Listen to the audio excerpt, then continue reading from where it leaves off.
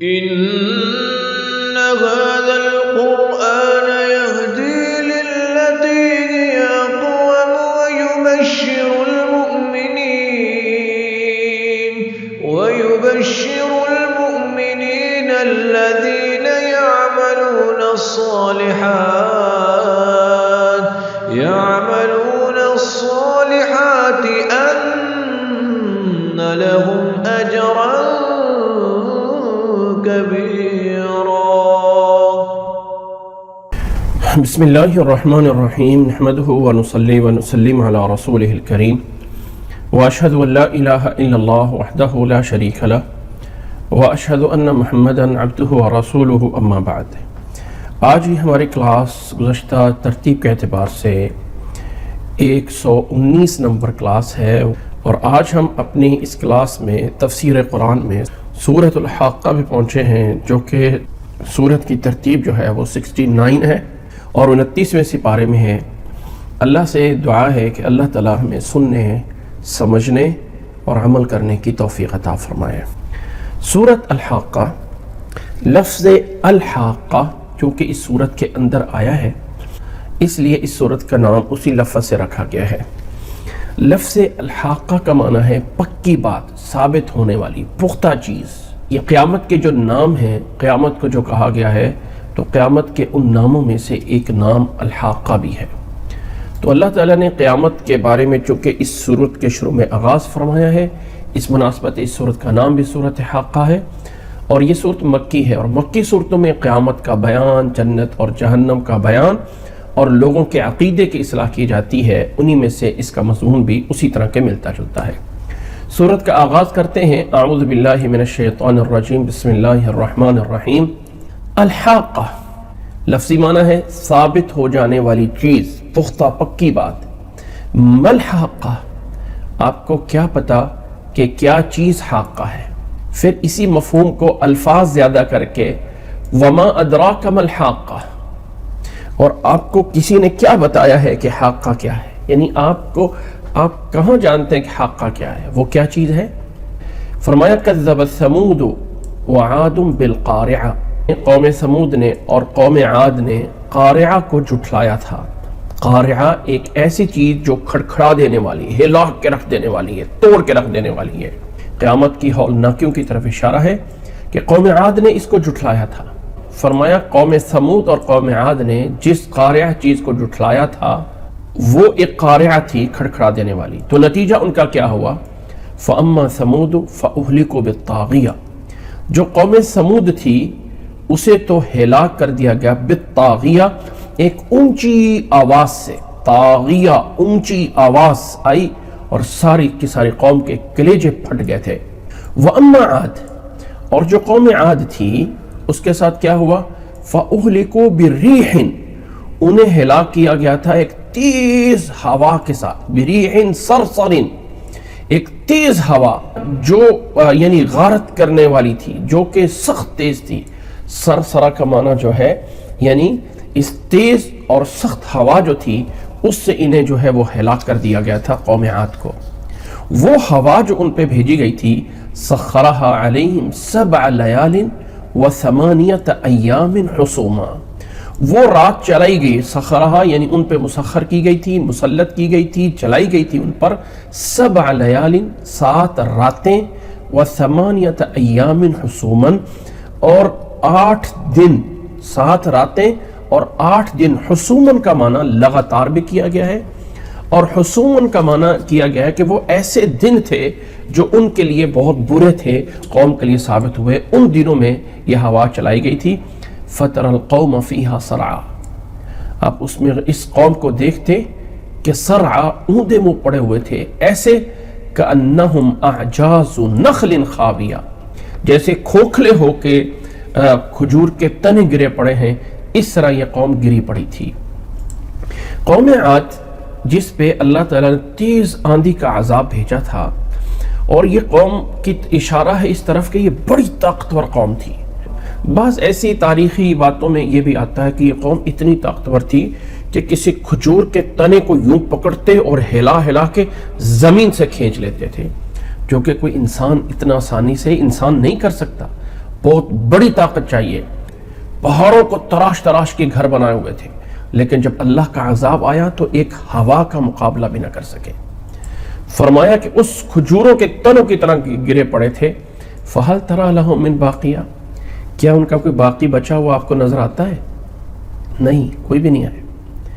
وَجَاءَ فِرْعَوْنُ وَمَنْ قَبْلَهُ، اور اسی طرح فرعون اور فرعون کی طرح کے پہلے بھی جو آئے، اسی طرح وَالْمُؤْتَفِكَاتُ بِالْخَاطِئَةِ، اور مؤتفقات وہ بستیاں جو الٹائی گئی تھیں، لوط علیہ السلام کی بستی جو اوپر سے اٹھا کے زمین پہ الٹی کر کے پھینک دی گئی تھی، ان سب نے جو ہے وہ یعنی بالخاطئہ، ان سب نے جو ہے وہ نافرمانی کی تھی۔ فَعَصَوْا رَسُولَ رَبِّهِمْ، اپنے رب کے بھیجے ہوئے رسول کی نافرمانی کی تھی۔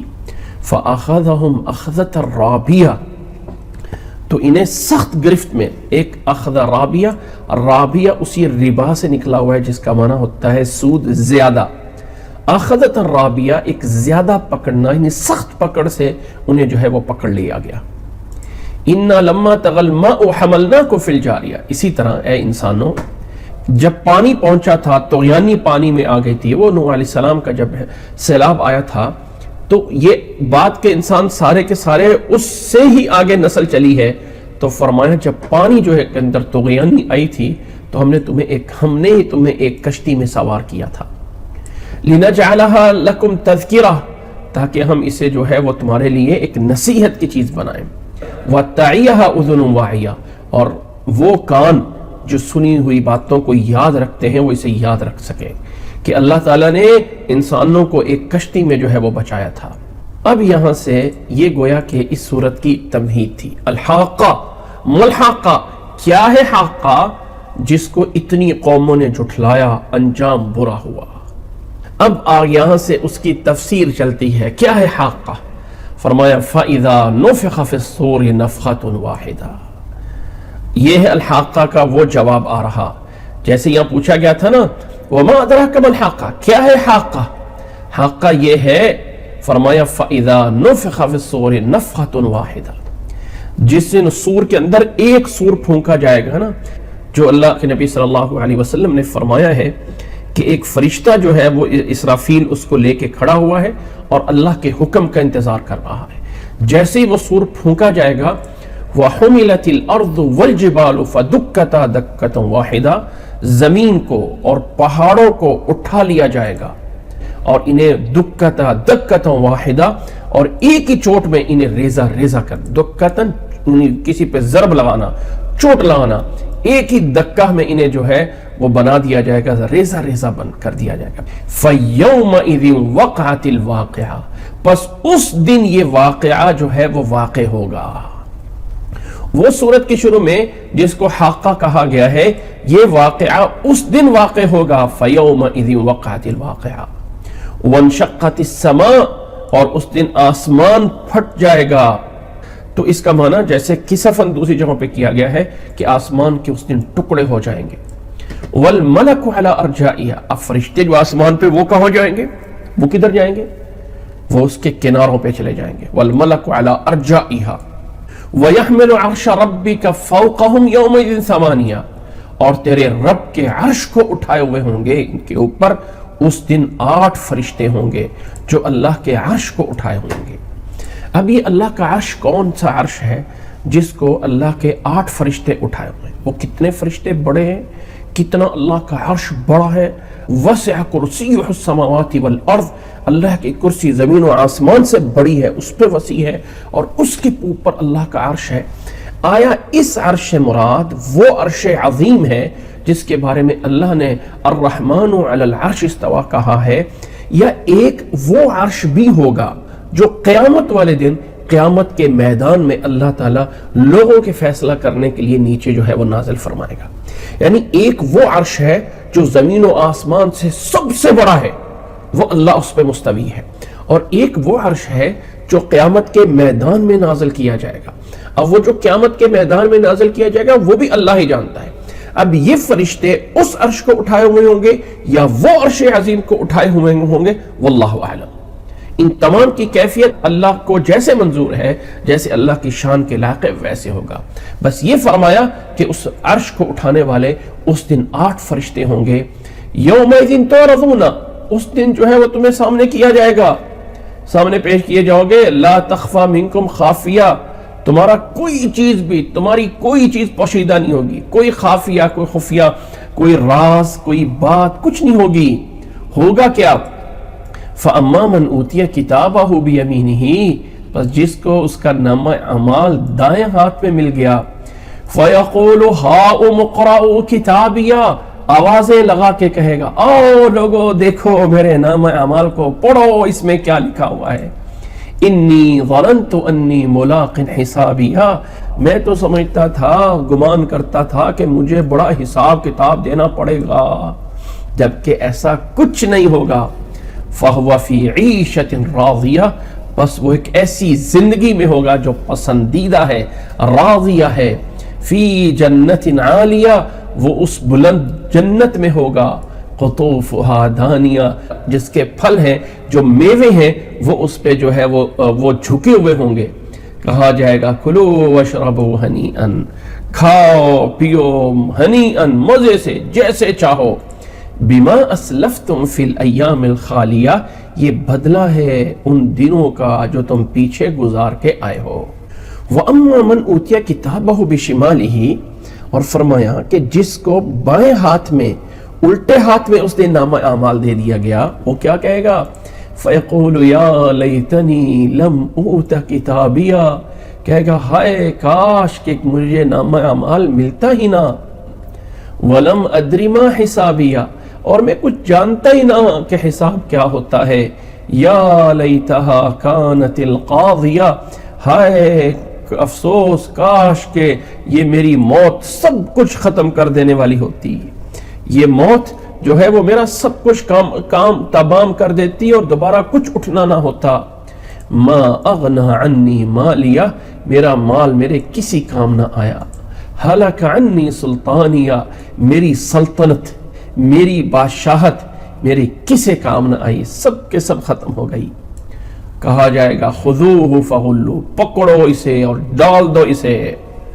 خذوہ فغلو، اس کو توق ڈال دو، پہنا دو۔ ثم الجحیم صلو، پھر اسے جہنم میں داخل کر دو۔ ثم فی سلسلہ، پھر ایک ایسے زنجیروں میں باندھا جائے گا، ذرعها 70 ذراعا، جس کی لمبائی 70 ہاتھ ہوگی، فسلکوہ، جاؤ اس میں اسے باندھ دو۔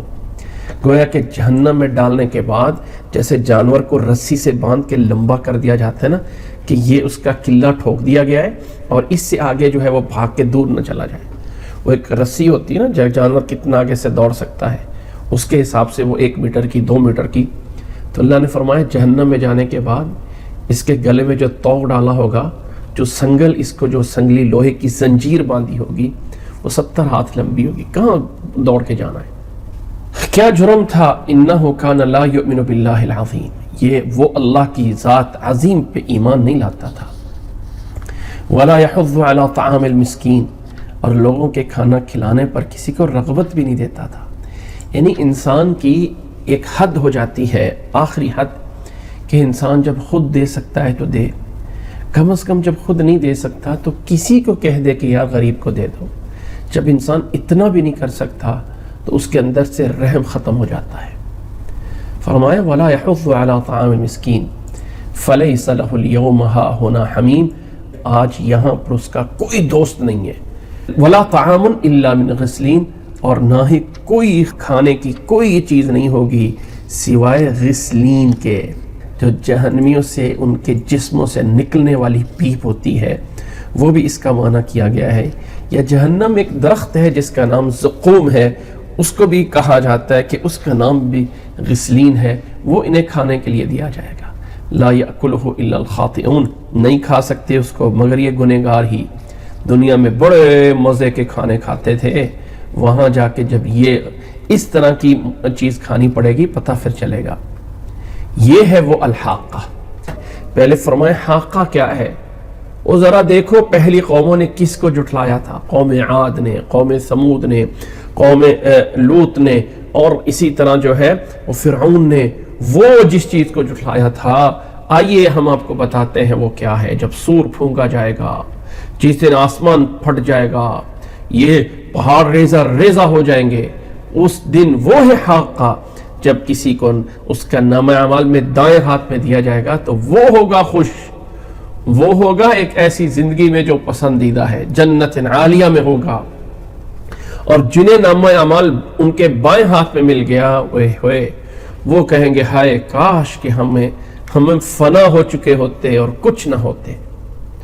وہاں انہیں جہنم میں لا کے ایک زنجیر میں باندھ کے، لمبائی صرف 70 ہاتھ، یہ ذراع انگلی سے لے کے یہاں تک جو ہے وہ کونی تک کے اتنے حصے کو ذراع کہا جاتا ہے، جو ایک 1.5 فٹ کے قریب ہے، 70 ذراع۔ آیا وہ اس وقت انسان کی قد و قامت لمبی ہوگی اس کے حساب سے ہوں گے یا دنیا کے حساب سے ہوں گے، اللہ اعلم۔ لیکن اگر دنیا کے حساب سے بھی ہوں تو 70 ہاتھ یعنی 70 کو یہ 1.5 فٹ کے قریب ہوتا ہے ایک ذراع، اگر یہ لگا لیں تو 100 فٹ کے قریب بس بھاگنے کے لیے جگہ ہوگی، اتنا بھاگ جاؤ بس، اور پیچھے رسی باندھی ہوئی ہے کھینچ کے واپس آ جاؤ۔ جہنم میں اس طرح کر کے ڈالا جا رہا ہوگا، یہ ہے حاقہ۔ اب یہاں آ کے وہ حاقہ بات پوری ہو گئی، لوگوں یہ ہے حاقہ۔ اب آگے نصیحت کی جاتی ہے، فلا اقسم بما تبصرون، قسم ہے ان تمام چیزوں کی جسے تم دیکھتے ہو اور جسے تم نہیں دیکھ رہے ہو۔ اللہ نے فرمایا سب کی قسم ہے، انہ لقول رسول کریم، یہ قرآن مجید ایک ایسے رسول کا قول ہے جو کریم ہے، معزز ہے، جو تمہیں پڑھ کے سنا رہا ہے یہ قرآن۔ یا دوسرا معنی کہ ہماری طرف سے بھیجا ہوا وہ فرشتہ ہے جو اس کا قول جو ہے وہ پہنچا رہا ہے اس نبی تک۔ وما ہوا بشاعر، اور یہ کوئی شاعر نہیں ہے، کوئی قصیدے بنا کے تمہارے سامنے لا رہا ہے۔ قلیلا ما تؤمنون، بہت تھوڑے ہو جو ایمان لا رہے ہو، یعنی گویا کہ ایمان تم نہیں لا رہے ہو۔ ولا بقول کاہن، نہ ہی یہ شاعر ہے اور نہ ہی یہ کوئی کاہن اور جادوگر ہے۔ کہانت عربی میں کہتے ہیں نجومیت کرنا اور جادو کرنا۔ قلیلا ما تذکرون، بہت تھوڑے ہو جو نصیحت لے رہے ہو۔ تنزیل من رب العالمین، یہ نازل کردہ ہے اس رب کی طرف سے جو تمام جہانوں کو پالنے والا ہے۔ وَلَوْ تَقَوَّلَ عَلَيْنَا بعض الاقاویل، اگر یہ اپنی طرف سے بنا لیتا ہمارے اوپر کوئی بات، لَأَخَذْنَا مِنْهُ بِالْيَمِينِ، ہم اسے جو ہے وہ داہنے ہاتھ سے پکڑ لیتے، ثُمَّ لَقَطَعْنَا مِنْهُ الْوَتِينَ، پھر ہم اس کی شاہ رگ بھی کاٹ کے رکھ دیتے۔ فَمَا مِنْكُمْ مِنْ أَحَدٍ عَنْهُ حَاجِزِينَ، اور کوئی شخص اس میں رکاوٹ نہ بن سکتا۔ گویا کہ یہ اللہ کا کلام ہے، نبی نے اسے اپنی طرف سے نہیں بنایا یا فرشتے نے اس کو اپنی طرف سے بنا کے نہیں لایا۔ وَلَوْ تَقَوَّلَ عَلَيْنَا، اگر یہ اپنی طرف سے کوئی بات بنا لیتا، یہ فرشتہ ہے یا رسول ہے، ہم پکڑ لیتے اور اس کی شاہ رگ کو جو ہے وہ کاٹ کے رکھ دیتے۔ فرشتہ ہے یا رسول دونوں معنی لیے جا سکتے ہیں، اور کوئی انسان اس میں رکاوٹ نہ بن سکتا۔ یہ رب کی طرف سے پوری حفاظت کے ساتھ کلام پہنچایا گیا ہے۔ وَإِنَّهُ لَتَذْكِرَةٌ لِّلْمُتَّقِينَ، اور یہ متقین کے لیے نصیحت ہے۔ وَإِنَّا لَنَعْلَمُ أَنَّ مِنْكُمْ مُكَذِّبِينَ، اور بے شک ہم جانتے ہیں، أَنَّ مِنْكُمْ مُكَذِّبِينَ کہ تم میں سے جھٹلانے والے ہیں۔ وَإِنَّهُ لَحَسْرَةٌ عَلَى الْكَافِرِينَ، اور یہ سب کچھ کافروں پہ یہ جھٹلانا یہ حسرت ہوگی قیامت کے دن۔ کافروں پہ یہ جو جھٹلا رہے ہو نا، یہ سب کچھ قیامت کے دن تمہارے اوپر حسرت ہوگی۔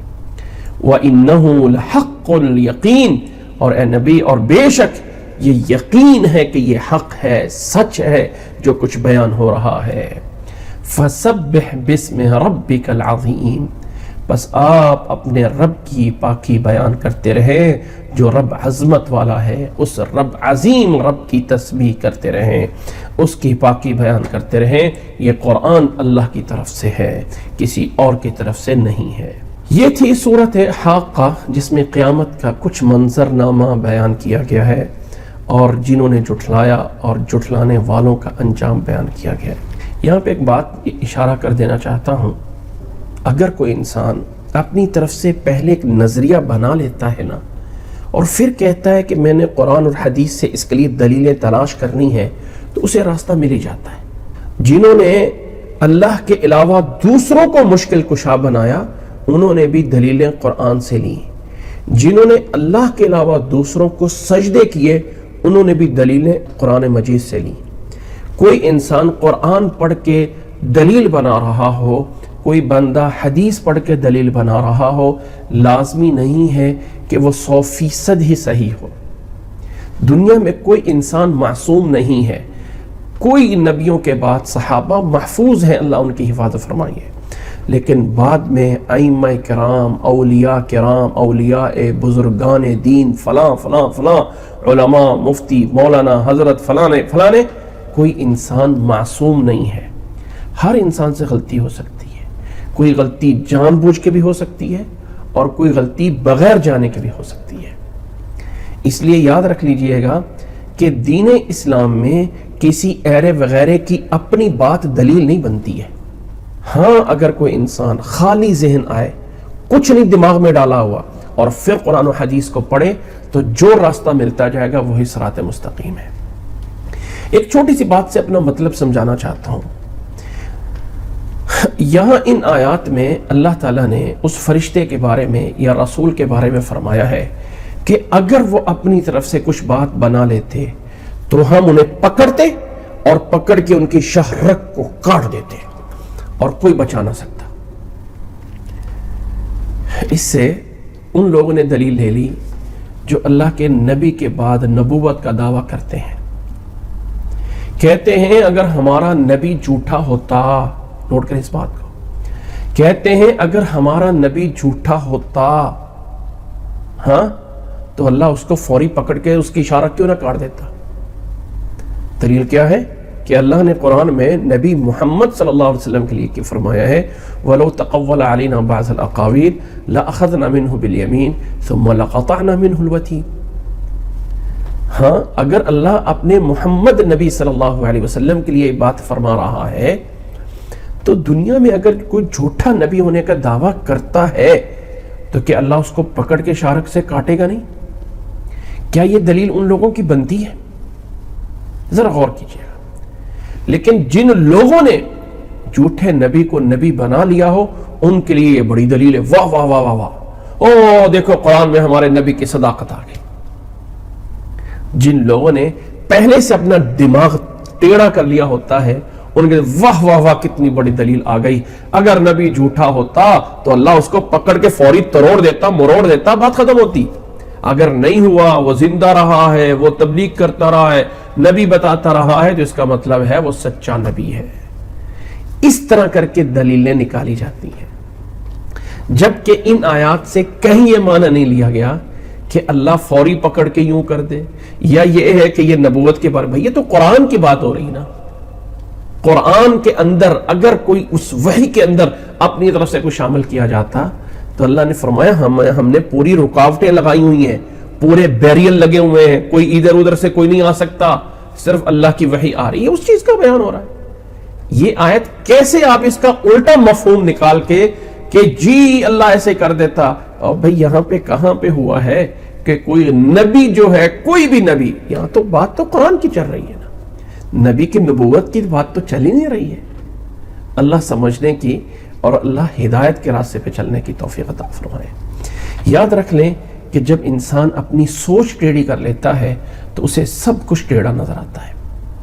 جب انسان اپنی سوچ کا زاویہ سیدھا کر لیتا ہے نا تو اللہ تعالیٰ پھر اس کے لیے راستے کھول دیتا ہے۔ اللہ ہمیں سمجھنے کی اور عمل کرنے کی توفیق عطا فرمائے۔ اس کے آگے ہے سورۃ معارج۔ سورۃ معارج یہ سورت بھی مکی سورت ہے۔ معارج ویسے عربی میں سیڑھیاں چڑھنا جو ہوتا ہے نا اس کو کہتے ہیں، اور یہ درجات پہ بھی بولا جا سکتا ہے۔ درجات، ایک درجہ، دوسرا درجہ، تیسرا درجہ۔ سورت کے اندر چونکہ ذی المعارج گزرا ہے اس لیے سورت کا نام سورۃ معارج ہے، اور یہ سورت مکی ہے۔ 70 نمبر اس کی سورت کی جو ہے وہ ترتیب ہے، اور 29ویں سپارے میں ہے۔ بسم اللہ الرحمن الرحیم۔ سأل سائل بعذاب واقع، یہ انداز ہے۔ میں ایک مثال دے کے سمجھانا چاہتا ہوں۔ آپ میں سے کسی نے کبھی کسی کا شاعرانہ کلام پڑھا ہے؟ کسی نے کلام اقبال پڑھا ہے؟ غالب کا کلام پڑھا ہے؟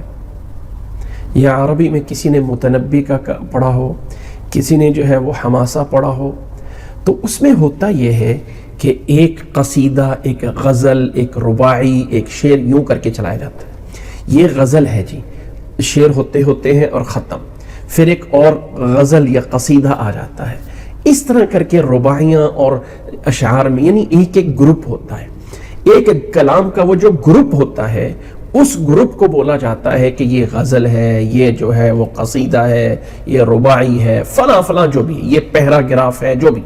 اب وہ جو پیراگراف ہوتے ہیں، وہ جو ایک غزل ہوتی ہے اس کے نام لے دیے جاتے ہیں، یہ غزل فلانی ہے۔ اب اللہ تعالیٰ نے، میں اس طرف جانے سے پہلے ذرا اور مزید اس کو واضح کر دوں کہ وہ جو پھر گروپ ہوتے ہیں، ہر گروپ کا یہ غزل فلاں چیز کے بارے میں ہے، یہ غزل جو ہے وہ جدائی کے لیے ہے، یہ غزل جو ہے وہ فلاں چیز کے لیے ہے، یعنی ہر ایک ٹاپک ہوتا ہے۔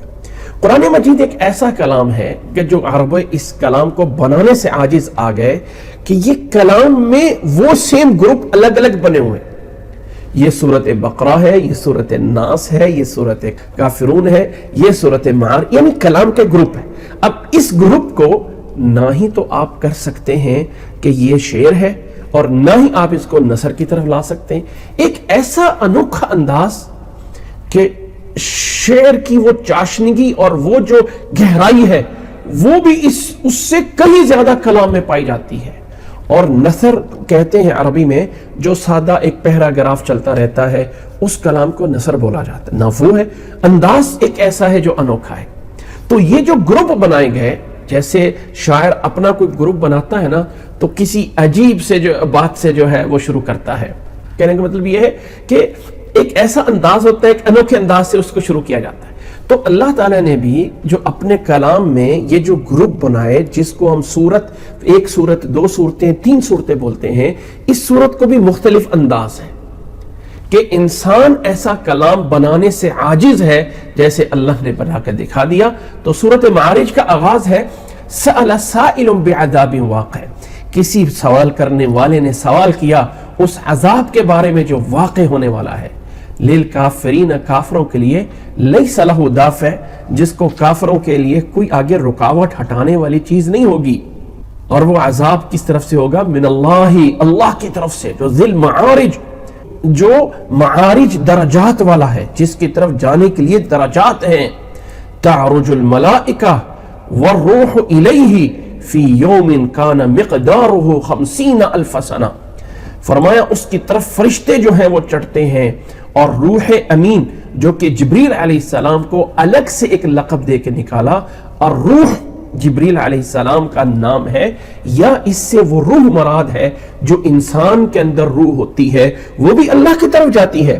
فرمایا اس کی طرف فرشتے اور روح جاتے ہیں فی یومن، ایک ایسے دن کے اندر جس کی مقدار جو ہے وہ 50,000 سال کے برابر ہے۔ اللہ تعالیٰ کے ہاں جو دن ہے وہ 50,000 سال کے برابر کا دن ہے۔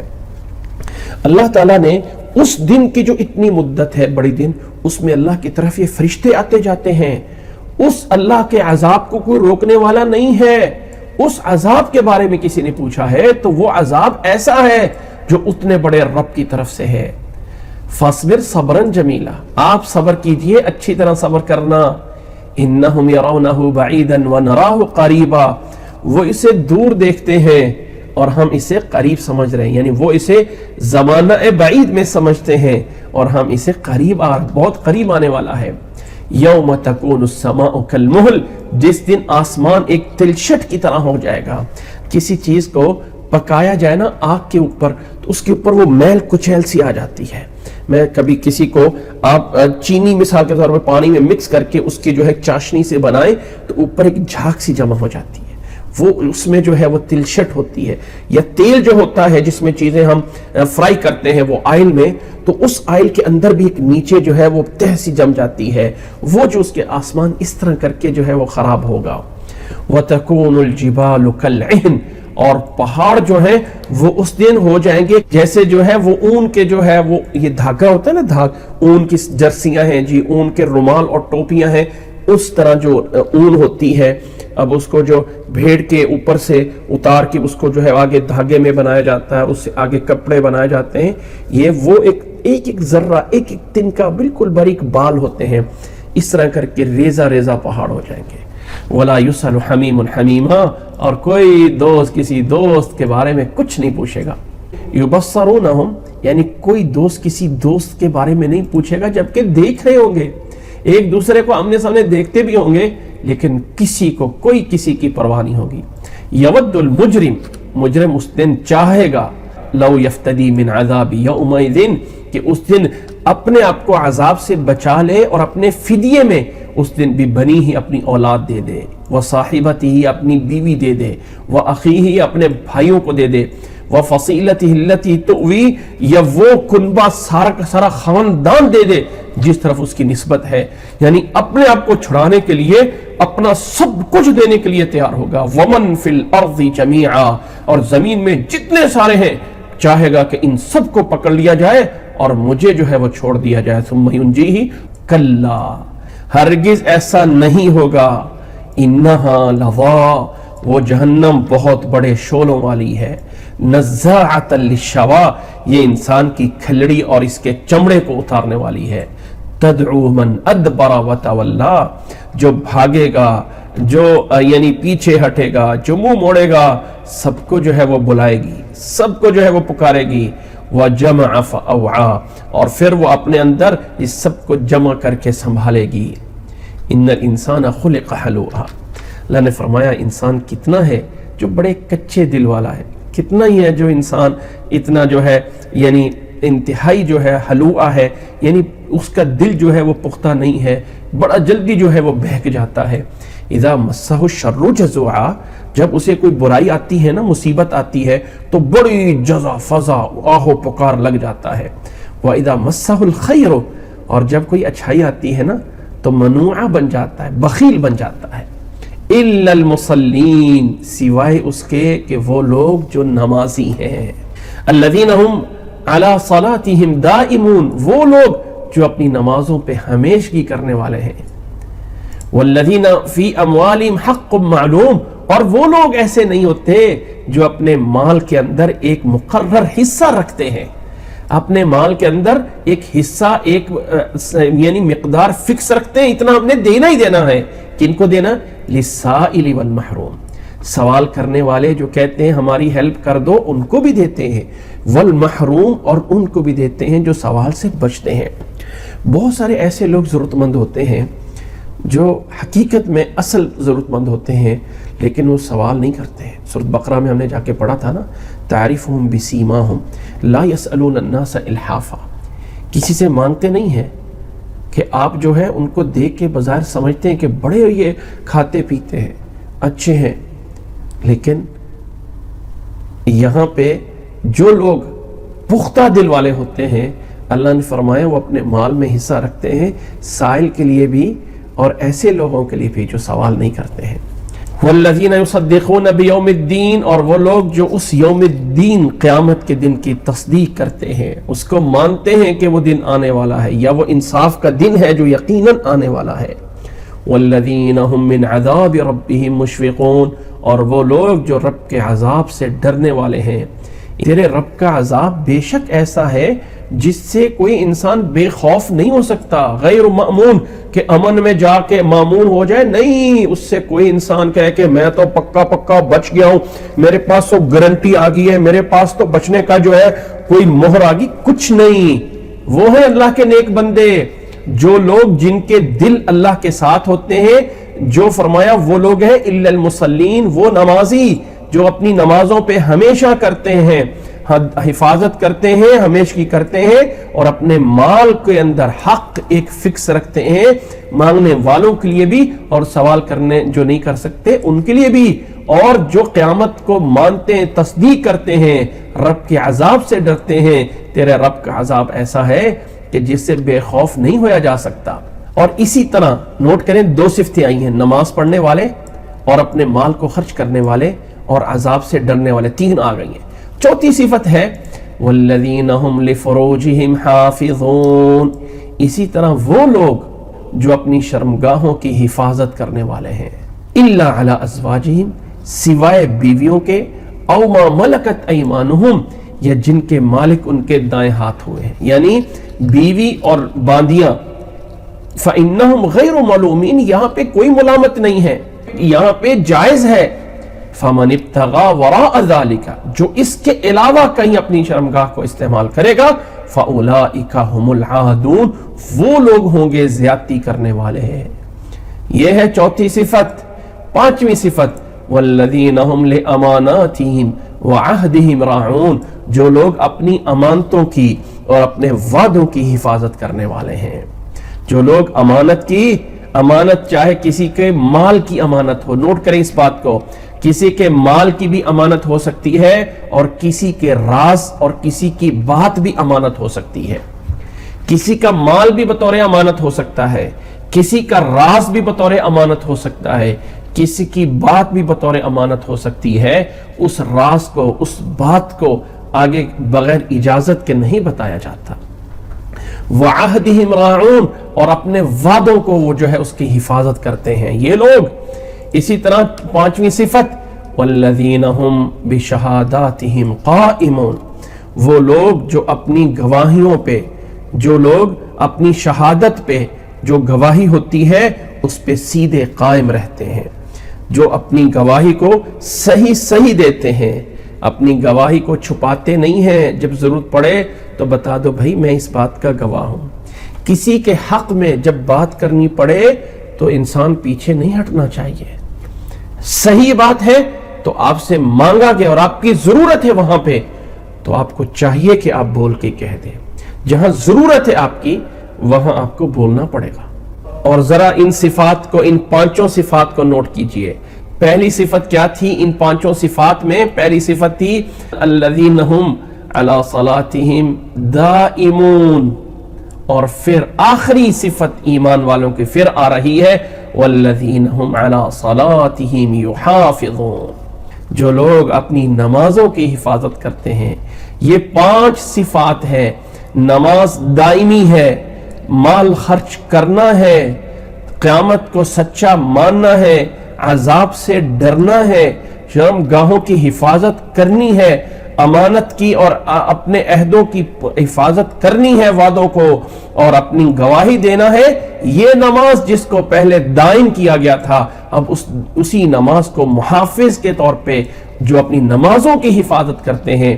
شاید واللہ عالم یہ ایک جیسے کوئی انسان جو ہے وہ ایک گلدستہ بناتا ہے، پھول لگاتا ہے، ایک پھول پھر کچھ ڈنڈیاں سی لگا دیں، پھر پھول، پھر اور ایک اس کو جو ہے وہ رکاوٹ دیتا ہے ادھر بھی اور ادھر بھی، تاکہ وہ باہر سے پھول خوبصورت دستہ لگتا ہے.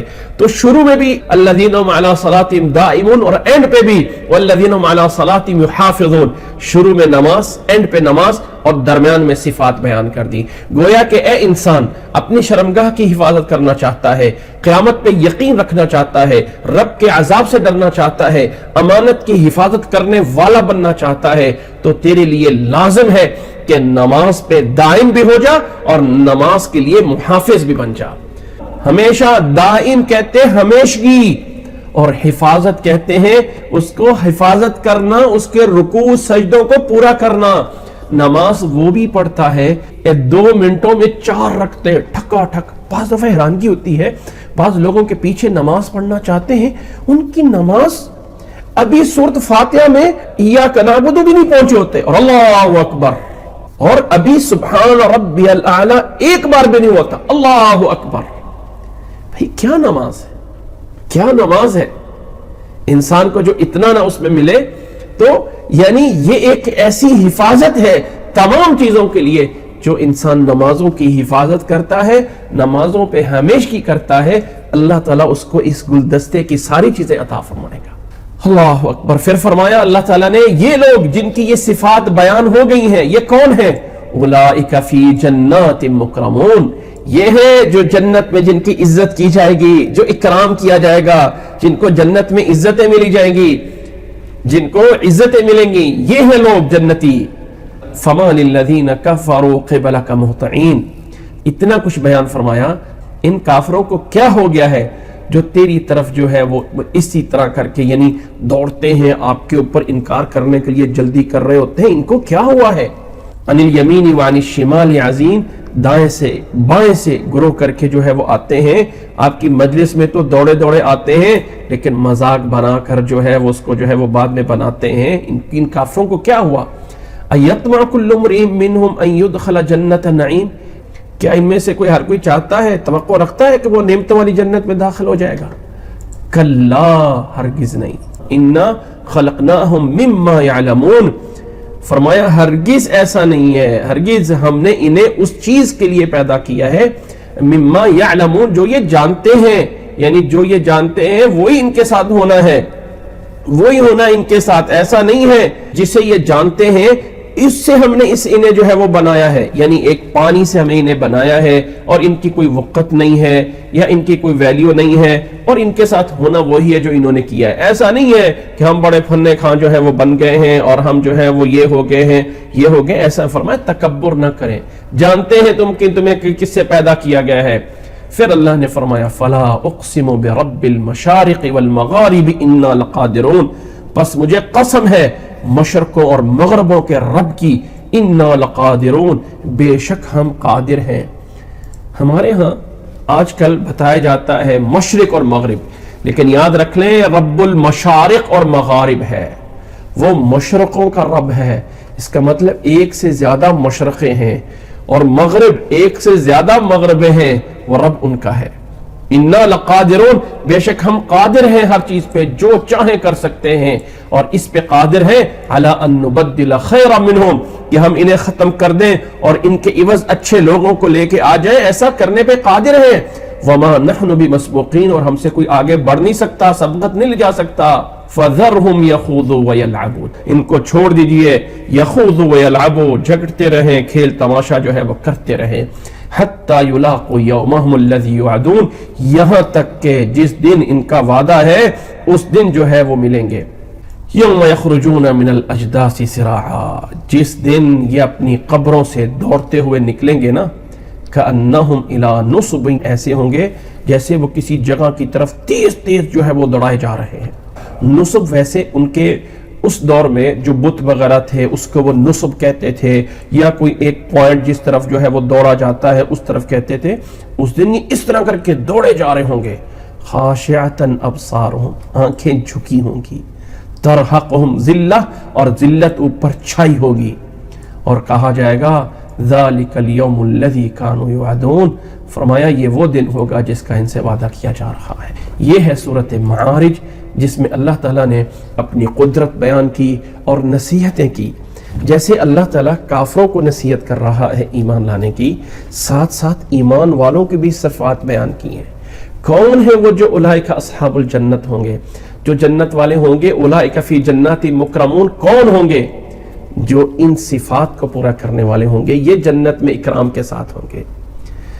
اللہ ہمیں ان میں سے بنا دے اور اللہ تعالی ہمیں جہنم سے جو ہے وہ بچا لے۔ یہ تھی سورت معارج، اور اس کے بعد اگلی سورت ہے سورت نوح۔ نوح علیہ السلام اللہ کے پیغمبر ہیں۔ آدم علیہ السلام کے بعد چند ایک پیغمبر بتائے جاتے ہیں، حضرت ادریس علیہ السلام، حضرت شیش علیہ السلام، اور بعد میں حضرت نوح علیہ السلام آتے ہیں۔ نوح علیہ السلام پہلے وہ رسول ہیں جو بھیجے گئے ان کی طرف جنہوں نے اللہ کے ساتھ کفر اور شرک کیا۔ اس صورت کے اندر آگے بیان ہوتا ہے، یعنی انسانیت توحید پہ چل رہی تھی، اور ان لوگوں کے اندر کچھ بزرگ تھے جن کا نام تھا ود، سعا، یغوث، یعوق۔ وہ جو بزرگ تھے اچھے نیک لوگ تھے۔ جب وہ فوت ہو گئے تو شیطان نے آ کے کہا کہ اب یہ جو لوگ فوت ہو گئے ہیں، تم ان کی وجہ سے رب کی عبادت کرتے تھے، تو کیوں نہ ہو ان کی مورتیاں بنا کے، بت بنا کے رکھ لو، تاکہ تمہیں ان کی یاد آتی رہے اور تم جو ہے وہ عبادت پہ لگے رہو۔ تو بت بنا لیے گئے۔ جب اس سے اگلی نسل آئی، دیکھیں شیطان کتنا انتظار کرتا ہے، جب اس سے اگلی نسل آئی تو اسے کہا کہ او تمہارے پہلے تو اسی کی پوجا کرتے تھے اور تم کہاں پھرے ہوئے ہو۔ اس طرح کر کے آہستہ آہستہ پوری قوم کو ان کی پوجا میں لگا دیا۔ پھر اللہ نے نوح علیہ السلام کو بھیجا۔ نوح علیہ السلام کے بارے میں پیچھے ہم پڑھ چکے ہیں کہ ان کی جو وہ زندگی ہے نا، جو دعوت کی زندگی ہے، وہ ان کی 950 سال ہے۔ 950 سال تک اپنی قوم کو پکارتے رہے اور صرف تھوڑے سے لوگ ایمان لائے تھے۔ تو اللہ تعالیٰ نے نوح علیہ السلام کا اس میں تذکرہ کیا ہے نصیحت کے لیے، لوگوں جو ان پہ ایمان لائے تھے ان کا انجام کیا ہوا۔ اور اس صورت میں ایک اہم چیز ہے، ذرا نوٹ کیجئے، آپ میں سے کون یہ چاہتا ہے یا ہم میں سے کون یہ انسان چاہتا ہے کہ اللہ کی نعمتیں ہم پہ بہت زیادہ ہو جائیں؟ یا کون وہ انسان ہے جو یہ چاہتا ہے کہ میرے اوپر جو مالی مسائل ہیں، جو میرے روزگار کے مسائل ہیں، جو میرے بزنس اور جاب کے مسائل ہیں، وہ اللہ ان میں سے میرے لیے راستے کھول دے؟ وہ کون چاہتا ہے؟ تو آئیے اس سورت کو جو ہے وہ پڑھیے۔ اللہ تعالیٰ نے اس سورت نوح مکی سورت ہے اور ترتیب کے اعتبار سے یہ بھی 71 نمبر سورت ہے۔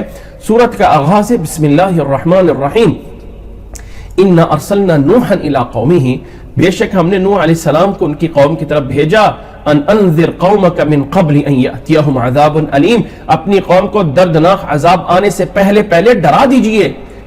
قال، آ کے کہا، قال یا قوم انی لکم نذیر مبین، اے میری قوم کے لوگو میں ہوں واضح ڈرانے والا، آ چکا ہوں اللہ کی طرف سے، مان لو میری بات۔ اور بات یہ ہے ان اعبدوا اللہ، اللہ کی عبادت کرو، واتقوہ، اسی سے ڈرو، واطیعون، اور میری پیروی کرو۔ نتیجہ کیا ہوگا؟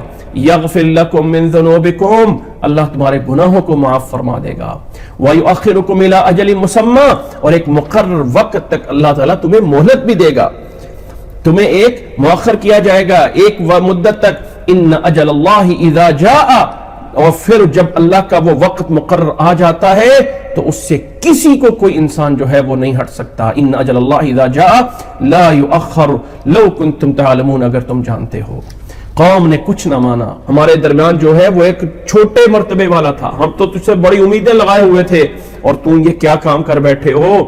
اپنی قوم کو دعوت دی، نتیجتاً نہ مانے، اپنے رب کو پکارا۔ اب ذرا یہ دعا سنیے، نوح علیہ السلام نے اپنے اس قوم سے جب تبلیغ کر کے قوم کو پکار لیا سب کچھ، اب اپنے رب سے دعا کرتے ہیں۔ قال رب انی دعوت قومی لیلا ونہارا، اے میرے رب میں نے اپنی قوم کو رات دن پکارا۔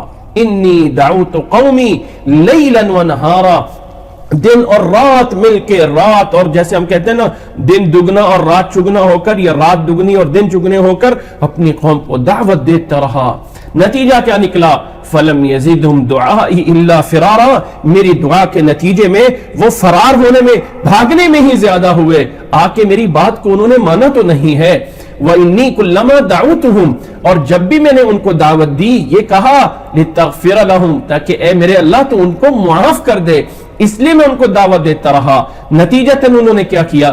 جَعَلُوا أَصَابِعَهُمْ فِي آذَانِهِمْ، اپنے کانوں میں اپنی انگلیاں ٹھوس لیتے تھے، وَاسْتَغْشَوْا ثِيَابَهُمْ، اور اپنے کپڑے اپنے اوپر جو ہے وہ اوڑھ لیتے تھے، وَأَصَرُّوا، اصرار کرتے رہے، جمے رہے اپنی باتوں پہ، وَاسْتَكْبَرُوا اسْتِكْبَارًا، اور تکبر کرتے رہے جتنا بھی تکبر کر سکتے ہیں۔ اے میرے رب، ثم انی دعوتہم جہارا، میں انہیں اعلان کر کے، جہرن، اونچی اونچی بول کر بھی انہیں دعوت دیتا رہا۔ ثم انی اعلنت لهم واسررت لهم اسرارا، اے اللہ میں نے ان کے لیے اعلان کر کے بھی اور اسررت لهم اسرارا، خفیہ طور پہ، سر یعنی انہیں رازوں میں جا کے، خلوتوں میں جا کے بھی دعوت دیتا رہا۔ اور لوگوں اللہ سے ڈر جاؤ، اسی کی عبادت میں لگے رہو۔ میں نے کیا کہا تھا؟ نوٹ کریں، نوح علیہ السلام کی وہ دعوت، اور یاد رکھ لیں انبیاء علیہ السلام کی دعوت آدم علیہ السلام سے لے کے محمد صلی اللہ علیہ وسلم تک، جو دعوت اللہ کی ذات کے بارے میں ہے، جو توحید کے بارے میں ہے، اللہ تعالیٰ کی دین اور عطاؤں کے بارے میں ہے، جو جنت کے بارے میں ہے، جو قیامت کے بارے میں، وہ سب سیم ایک ہی بات ہے۔ آدم علیہ السلام سے لے کے محمد صلی اللہ علیہ وسلم تک، ہاں شریعت کے کچھ مسائل بدلتے رہے ہیں، ہر شریعت میں کچھ مسائل چینج ہوتے رہے ہیں، لیکن جو اللہ کی طرف بلانا تھا وہ ایک ہی پکار تھی۔ اب ذرا سنیے جو کیا پکارا نوح علیہ السلام نے۔ فرمایا فَقُلْتُ، میں نے کہا، کیا کہا؟ اسْتَغْفِرُوا رَبَّكُمْ، اپنے رب سے معافی مانگو، اپنے رب سے بخشش طلب کرو، استغفار کرو۔ کیوں؟ انہو کان غفارا، بے شک اللہ معاف کرنے والا ہے۔ نتیجہ کیا ہوگا؟ انسان یہ سمجھتا ہے اللہ مجھے معاف کر دے گا، ٹھیک ہے ٹھیک ہے، یہاں پہ لالچ نہیں آتا انسان کو، وہ لوگ وہ بھائی اللہ سے معافی مانگ، اللہ تعالیٰ تجھے معاف کرے گا، یہ اس کے لیے کوئی چیز ہی نہیں ہے۔ انسان کو اگر کہا جائے اللہ سے معافی مانگ، اللہ معاف کرنے والا، یہ اس کے لیے کوئی ویلیویبل بات ہی نہیں بنتی ہے۔ لیکن اگر اس کو کہا جائے نا یہ کر، تجھے اللہ تعالیٰ دیکھ تیرے لیے کتنے لاکھوں کروڑوں جو ہے تیرے راستے میں بچھا دیتا ہے، کہے گا ہاں یہ بات ہے، یہ بات ہے۔ اللہ نے فرمایا، نوح علیہ السلام نے کہا کہ میں نے کہا تھا فَقُلْتُ اسْتَغْفِرُوا رَبَّكُمْ إِنَّهُ كَانَ غَفَّارًا، نتیجہ کیا ہوگا؟ يُرْسِلِ السَّمَاءَ عَلَيْكُمْ مِدْرَارًا، اللہ آسمان سے رحمتوں کی بارشیں نازل کر دے گا، یعنی رحمتیں برسائے گا۔ وَيُمْدِدْكُمْ بِأَمْوَالٍ، مال کی جمع ہے اموال، اور اللہ تعالیٰ بڑھا دے گا تمہارے مال میں، مال۔ اور اس دور میں اولاد کا زیادہ ہونا بھی بڑا سمجھا جاتا تھا، فرمایا اللہ تمہیں زیادہ کر دے گا تمہارے مال میں، تمہاری اولادوں میں۔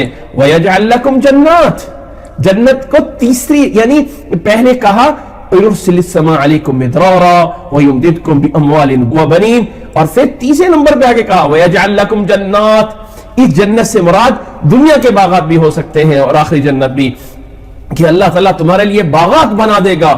وَيَجْعَلْ لَكُمْ أَنْهَارًا، اور اللہ تعالیٰ تمہارے لیے نہریں جاری کر دے گا۔ یہ نتیجہ کس چیز کا ہے؟ یاد رکھ لیں، دنیا کے اندر بڑے وظیفے سنے ہوں گے، فلاں پڑھ لو یہ ہو جائے گا، فلاں پڑھ لو یہ ہو جائے گا، فلاں پڑھ لو یہ ہو جائے گا۔ اللہ کی قسم، جو انسان سمجھتا ہے کہ اللہ میرے لیے رحمت کے دروازے کھول دے اور اللہ تعالیٰ میرے لیے دنیا کے اسباب، میرا کاروبار، میرا بزنس، میرا مال، میرا فلاں یہ بڑھ جائے، تو اس سے بڑا کوئی وظیفہ نہیں ہے کہ اللہ سے استغفار کرو۔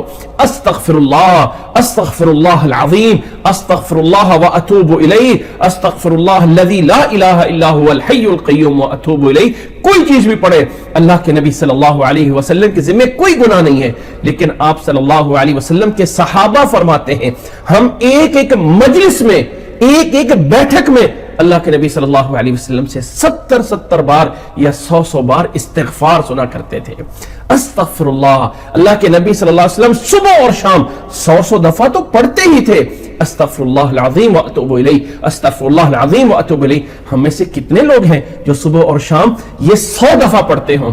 آج ہمارے پاس فلانی جگہ پہ ہمارے لیے کام نہیں چل رہا، ہمارے گھر میں تنگی آ گئی ہے، میں ایک انسان کو بولا بھائی تم شکایت کر رہے ہو، میرا بزنس نہیں، میں تجھے وظیفہ بنا رہا ہوں، یہ اس کو استغفار کو کر، کہنے لگا یہ تو میں کتنی دفعہ سن چکا ہوں، یہ تم نے کون سی بات بتا دی؟ ہماری حالت یہ ہو گئی ہے کہ ہمارے سامنے یہ چیز کو قرآن کو قدر ہی نہیں رکھتا۔ بھائی اور میری بہن، اگر آپ چاہتے ہیں دنیا کے معاشی مسائل سارے حل ہو جائیں، اس کا ایک ہی حل ہے استغفار۔ استغفروا ربکم انہ کان غفارا یرسل السماء علیکم مدرارا ویمددکم باموال۔ اس سے بڑا کوئی وظیفہ نہیں ہے۔ جو انسان بزنس میں اچھا پیسہ چاہتا ہے، جو انسان زندگی میں اپنے پیسے کو بڑھانا چاہتا ہے، زیادہ لینا چاہتا ہے، یہ ہے اس کا راستہ جو اللہ نے اپنے نبی نوح علیہ السلام کے ذریعے ہم تک اس قرآن مجید میں بیان کیا ہے۔ یہ کرو گے تو اللہ تعالیٰ یہ دے گا۔ پہلے کہہ دیا کہ انسان جو ہے استغفار کرو اللہ معاف کر دے گا، اللہ تعالیٰ جنت دے گا، یہ قوم پھر بھی نہیں مانی۔ میں نے کہا اللہ تعالیٰ تمہیں مال دے گا، تمہیں باغات اور نہریں دے گا، پھر بھی یہ نہ مانے۔ یہ ہے اللہ کا پیغام۔ اللہ ہمیں اسے جو ہے سمجھنے کی اور اللہ آگے پہنچانے کی توفیق عطا فرمائے۔ یہ وہ راز ہے جس راز کو ہم سمجھ لیں کہ ہمارے ذرائع آمدنی بڑھنے کا راز کیا ہے، لیکن افسوس یہ ہے کہ ہمیں استغفر اللہ پڑھنے پہ تو یقین نہیں ہے، وہاں پہ جھوٹ بول کے گناہ کر کے اپنے اس ایک حرام کے پیسے لینے پہ یقین آ جاتا ہے کہ یہ میری زندگی بچا لے گا، لیکن یہ نہیں آتا کہ میں اس الفاظ کو پڑھوں گا اور ساتھ ساتھ اسباب بھی اختیار کروں گا۔ یاد رکھ لیں دنیا دار الاسباب ہے، انسان کوئی چیز بھی کرتا ہے رزلٹ اللہ تعالیٰ دیتا ہے، اور یہ انسان مت سمجھے کہ میں صرف استغفر اللہ استغفر اللہ استغفر اللہ پڑھتا رہوں، روزانہ کی 20 تسبیح کرتا رہوں اور چھت پھٹے گی اور میرے اوپر مال گر جائے گا۔ نہیں، اسباب اختیار کرنے ہیں اور پھر دیکھیں اللہ تعالیٰ کیسے رنگ لاتا ہے۔ پڑھیے اس کو جتنی بار پڑھ سکتے ہیں، کوئی تعداد نہیں ہے۔ اب آپ کہیں کہ جی مجھے بتاؤ ہم نے کتنی بار پڑھنا ہے؟ بھائی کم از کم صبح اور شام 100 دفعہ تو ہے ہی ہے، لیکن اگر انسان کوشش کر لے، یعنی میں اس کو کوئی فکس نہیں کر رہا، لیکن کوشش کر لیں 1000 دفعہ پڑھنا کو مشکل ہے۔ استغفر اللہ یا استغفر اللہ العظیم چلتے پھرتے پڑھتے رہیے، پھر دیکھیے اللہ تعالیٰ کیا رنگ لاتا ہے۔ اللہ ہمیں سمجھنے کی توفیق عطا فرمائے۔ پھر اللہ نے فرمایا ما لکم لا ترجون للہ وقارا، لوگوں تمہیں کیا ہو گیا ہے، کیوں نہیں تم اللہ کے اس وقار کو پورا کرتے ہو؟ اس وقار کو پورا کیوں نہیں کرتے ہو؟ اللہ کا وقار اور اللہ تعالیٰ کی برتری اس کی کیوں نہیں عقیدہ رکھتے ہو؟ وَقَدْ خَلَقَكُمْ أَطْوَارًا، اور اسی اللہ نے تمہیں مختلف طرح طرح کے حالات میں بنایا ہے۔ أَلَمْ تَرَ كَيْفَ خَلَقَ اللَّهُ سَبْعَ سَمَاوَاتٍ طِبَاقًا، کیا دیکھ نہیں رہے ہو؟ أَلَمْ تَرَوْا، دیکھ نہیں رہے ہو اللہ تعالیٰ نے 7 آسمان اوپر نیچے کیسے بنا دیے؟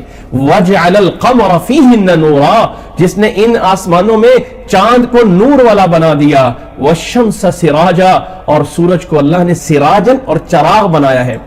اب ذرا بتائیے، اللہ تعالیٰ نے فرمایا وَجَعَلَ الْقَمَرَ فِيهِنَّ نُورًا، اللہ نے 7 آسمان بنائے اور ان 7 آسمانوں میں اللہ نے روشن نور والا چاند بنایا ہے۔ تو چاند بذات خود ایک روشنی دینے والا نور ہے۔ ہم سمجھے سائنس ہمیں بتا رہی ہے کہ چاند خود روشنی نہیں دیتا، بلکہ چاند روشنی کو منعکس کرتا ہے۔ اصل روشنی کا منبع صرف سورج ہے، اور باقی جتنے بھی ہیں چاند، یہ سیارے، یہ روشنی کو منعکس کر رہے ہیں زمین پہ۔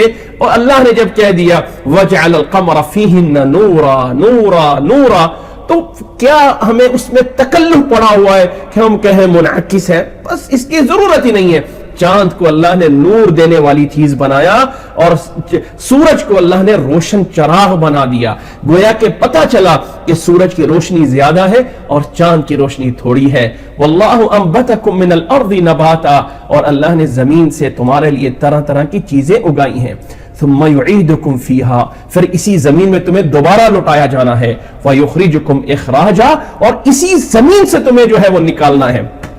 ذرا اس آیت پہ غور کیجئے، اللہ نے فرمایا ثم یعیدکم فیہا فیہا فیہا فیہا، اس زمین میں تمہیں لوٹنا ہے اور اسی سے تمہیں نکالا جائے گا۔ اور سورۃ طٰہٰ میں ہم نے پڑھا تھا منہا خلقناکم وفیہا نعیدکم ومنہا نخرجکم تارۃ اخری، ہم نے تمہیں اسی مٹی سے پیدا کیا ہے، اسی زمین کی مٹی سے، اسی میں تمہیں ڈالنا ہے اور اسی سے پھر اللہ نے تمہیں اٹھانا ہے۔ اور آج انسان جو ہے وہ زمین کو چھوڑ کے مریخ پہ جا رہا ہے، وہ مارس پہ جا رہا ہے، کہ ہم دیکھتے ہیں کہ وہاں پہ کوئی انسان کے رہنے کے کوئی امکانات ہیں؟ او جی وہاں پہ تو امکانات ہیں نہیں ہے، فلاں ہے، یہ ہے۔ انسان چاند پہ جا رہا ہے اتنے لاکھوں کروڑوں اربوں لگا کے، جی وہاں پہ دیکھتے ہیں شاید انسان رہنے۔ او بھائی کہاں جا سکتے ہو، کہاں جا سکتے ہو؟ اس زمین میں ہی انسان جو مرضی کر لے، اللہ کا قرآن کبھی غلط نہیں ہو سکتا ہے۔ فرمایا اسی میں تمہیں لوٹانا ہے۔ واللہ انبتکم من الارض نباتا ثم یعیدکم فیہا ویخرجکم اخراجا، اور اسی زمین میں مت سمجھے کہ آج سے 500 سال بعد جا کے ہم مریخ پہ بھی جو ہے وہ زمینیں اور کالونیاں بنا کے وہاں پر بھی اپنے پلاٹ بیچ رہے ہوں گے اور وہاں پر بھی اپنے کوٹھیاں بنا کے بیٹھے ہوں گے۔ آج سے 50 سال بعد انسان زمین کو چھوڑ کے کسی اور سیارے پہ جا کے رہائش کیے ہوگا۔ کچھ نہیں ہوگا، کچھ نہیں ہوگا۔ اللہ کا قرآن ہے ثم یعیدکم فیہا ویخرجکم اخراجا واللہ جعل لکم الارض بساطا، اسی اللہ نے تمہارے لیے اس زمین کو بساط بنایا ہے، بساطا فرش بنایا ہے، لتسلکوا منہا سبلا فجاجا، تاکہ زمین کے راستوں میں تم آسانی سے جو ہے وہ چلو پھرو۔ اللہ نے تمہارے لیے زمین ہی بنائی ہے۔ مت سمجھو کہ زمین کو چھوڑ کے ہم کہیں اور جا کے اپنی رہائشیں بنا لیں گے، کچھ نہیں بنے گا۔ یہ جو کچھ کیا جا رہا ہے کچھ لا حاصل ہونے والی چیزیں ہیں۔ انسان کو بے وقوف بنا کے بڑا کچھ کیا جا سکتا ہے، لیکن اللہ کا قرآن جو بتا رہا ہے، ایک مسلمان ہونے کے لیے سب سے پہلے میرے بھائی انسان اس معلومات پہ یقین رکھتا ہے جو اللہ نے ہمیں بتائی۔ افسوس یہ ہے میرے بھائی انسان پہ کہ اللہ کا قرآن ایک معلومات دے رہا ہے نا، اس پہ پورا یقین نہیں آتا۔ اور اگر کوئی نیوز چینل ایک معلومات دے دے نا، وہ دیکھو فلاں نیوز چینل میں یہ، حالانکہ وہ ایک دن میں 100 جھوٹ بولتے ہوں گے، اس پہ انسان کو یقین آ جاتا ہے، اور اللہ کے قرآن پہ یقین نہیں آتا۔ اور پھر کہتے ہیں اللہ رحمتیں نازل کر دے، اور پھر کہتے ہیں اللہ تعالیٰ ہمیں صحیح جو ہے وہ یہ دے دے اور وہ دے دے۔ ہم کتنا اللہ کے قرآن پہ یقین کرتے ہیں۔ اس کے بعد نوح علیہ السلام نے پھر فرمایا قال نوح ربی، نوح علیہ السلام نے فرمایا ربی انہم عصونی، انہوں نے میری نافرمانی کر دی ہے، واتبعوا، اور انہوں نے پیروی کی ہے کن کے پیچھے؟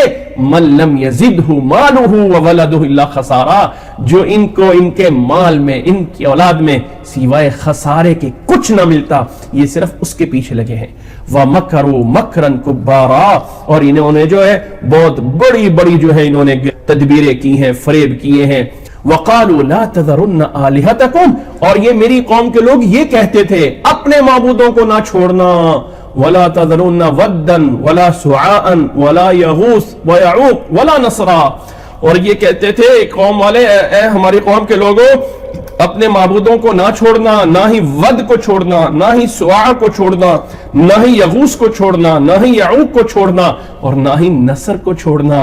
یہ ان کے وہ بت ہیں جن کے نام ہیں، جو شروع میں بزرگ آئے تھے، بعد والوں نے بت بنا کے ان کی پوجا شروع کر دی۔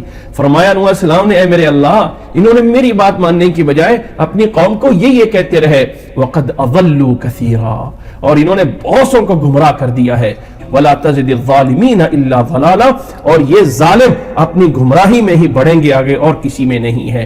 مِمَّا خَطِيئَاتِهِمْ أُغْرِقُوا، اپنے گناہوں کی وجہ سے انہیں غرق کر دیا گیا۔ فَأُدْخِلُوا نَارًا، جہنم میں داخل کر دیے گئے۔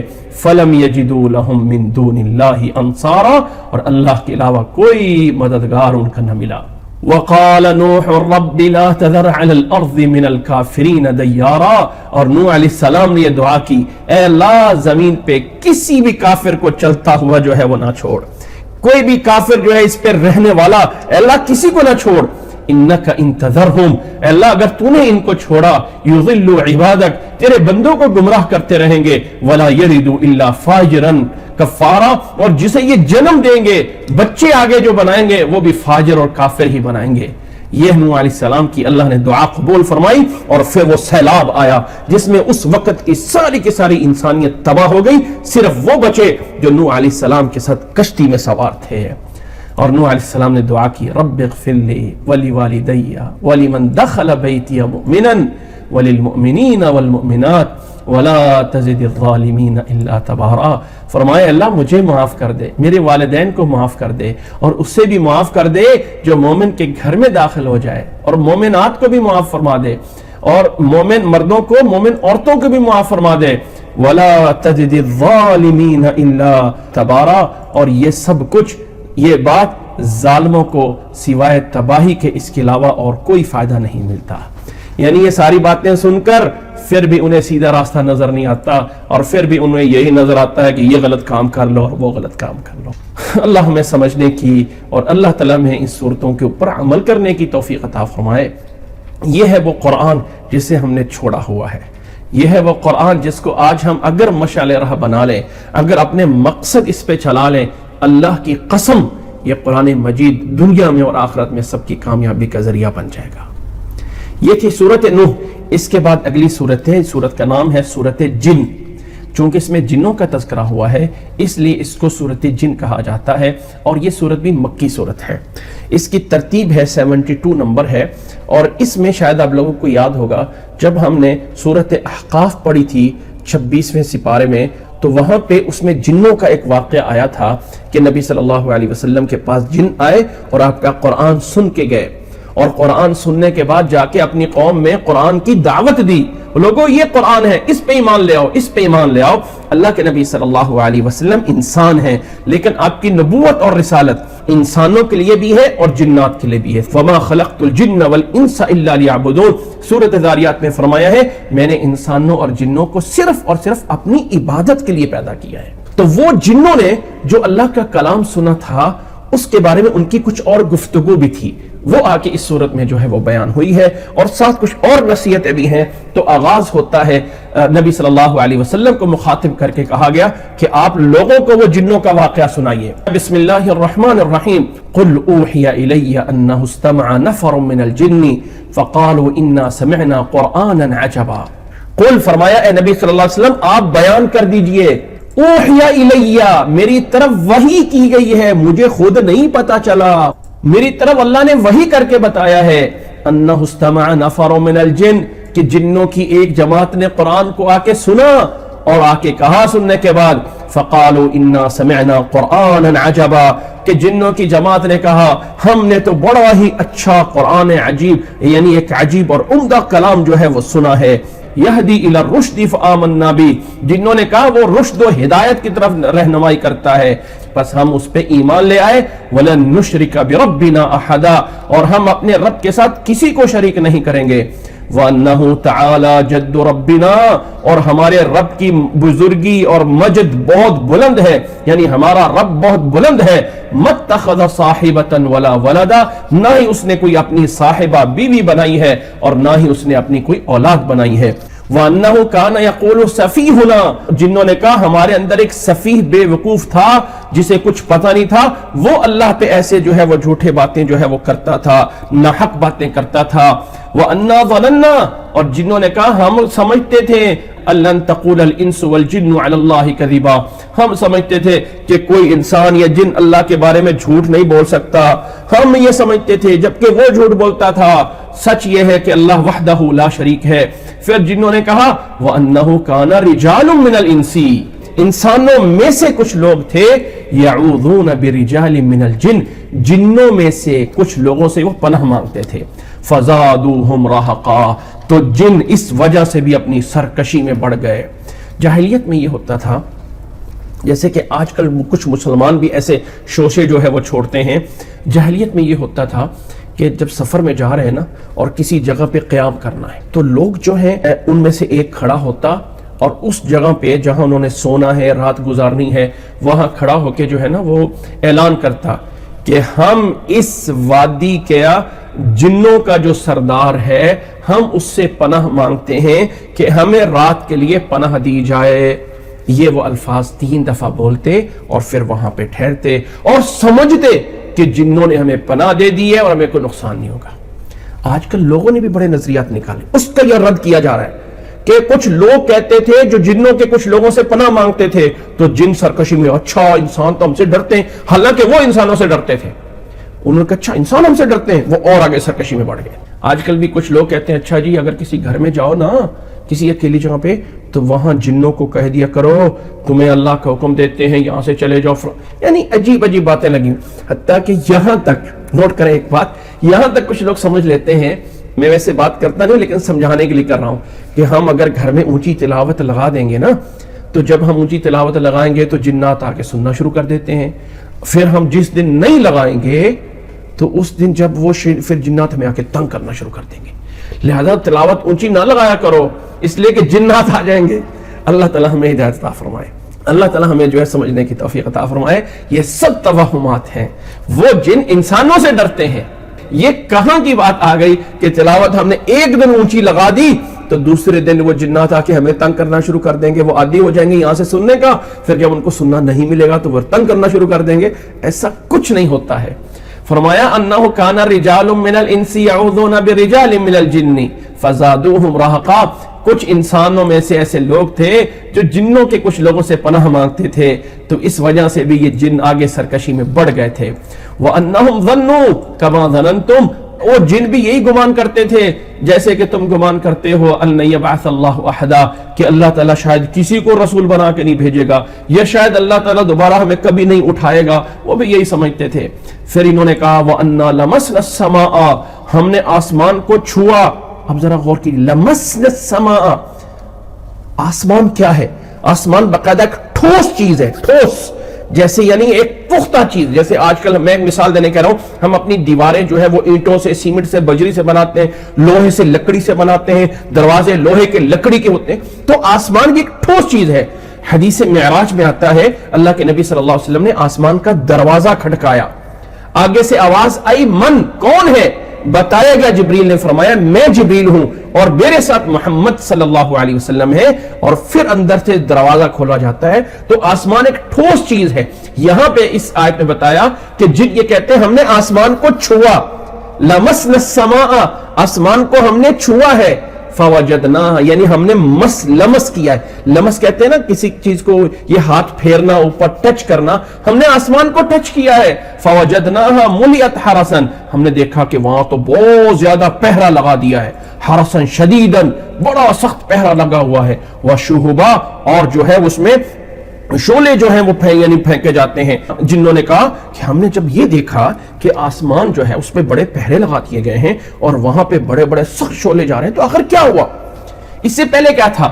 وَأَنَّا كُنَّا نَقْعُدُ مِنْهَا مَقَاعِدَ لِلسَّمْعِ کہتے ہیں پہلے ہم نے آسمان کے پاس بیٹھنے کے لیے کرسیاں بنائی ہوئی تھی، مقاعد بیٹھنے کی جگہ، مقعد بولتے ہیں جہاں بیٹھا جاتا ہے، مقاعد بیٹھنے کی جگہ بنائی ہوئی تھی، گویا کہ آسمان کے ساتھ بیٹھنے کی ہم نے جنہوں نے کہا ہم نے جگہ بنائی ہوئی تھی اور وہاں سے ہم سنتے تھے باتیں کن کی؟ فرشتوں کی۔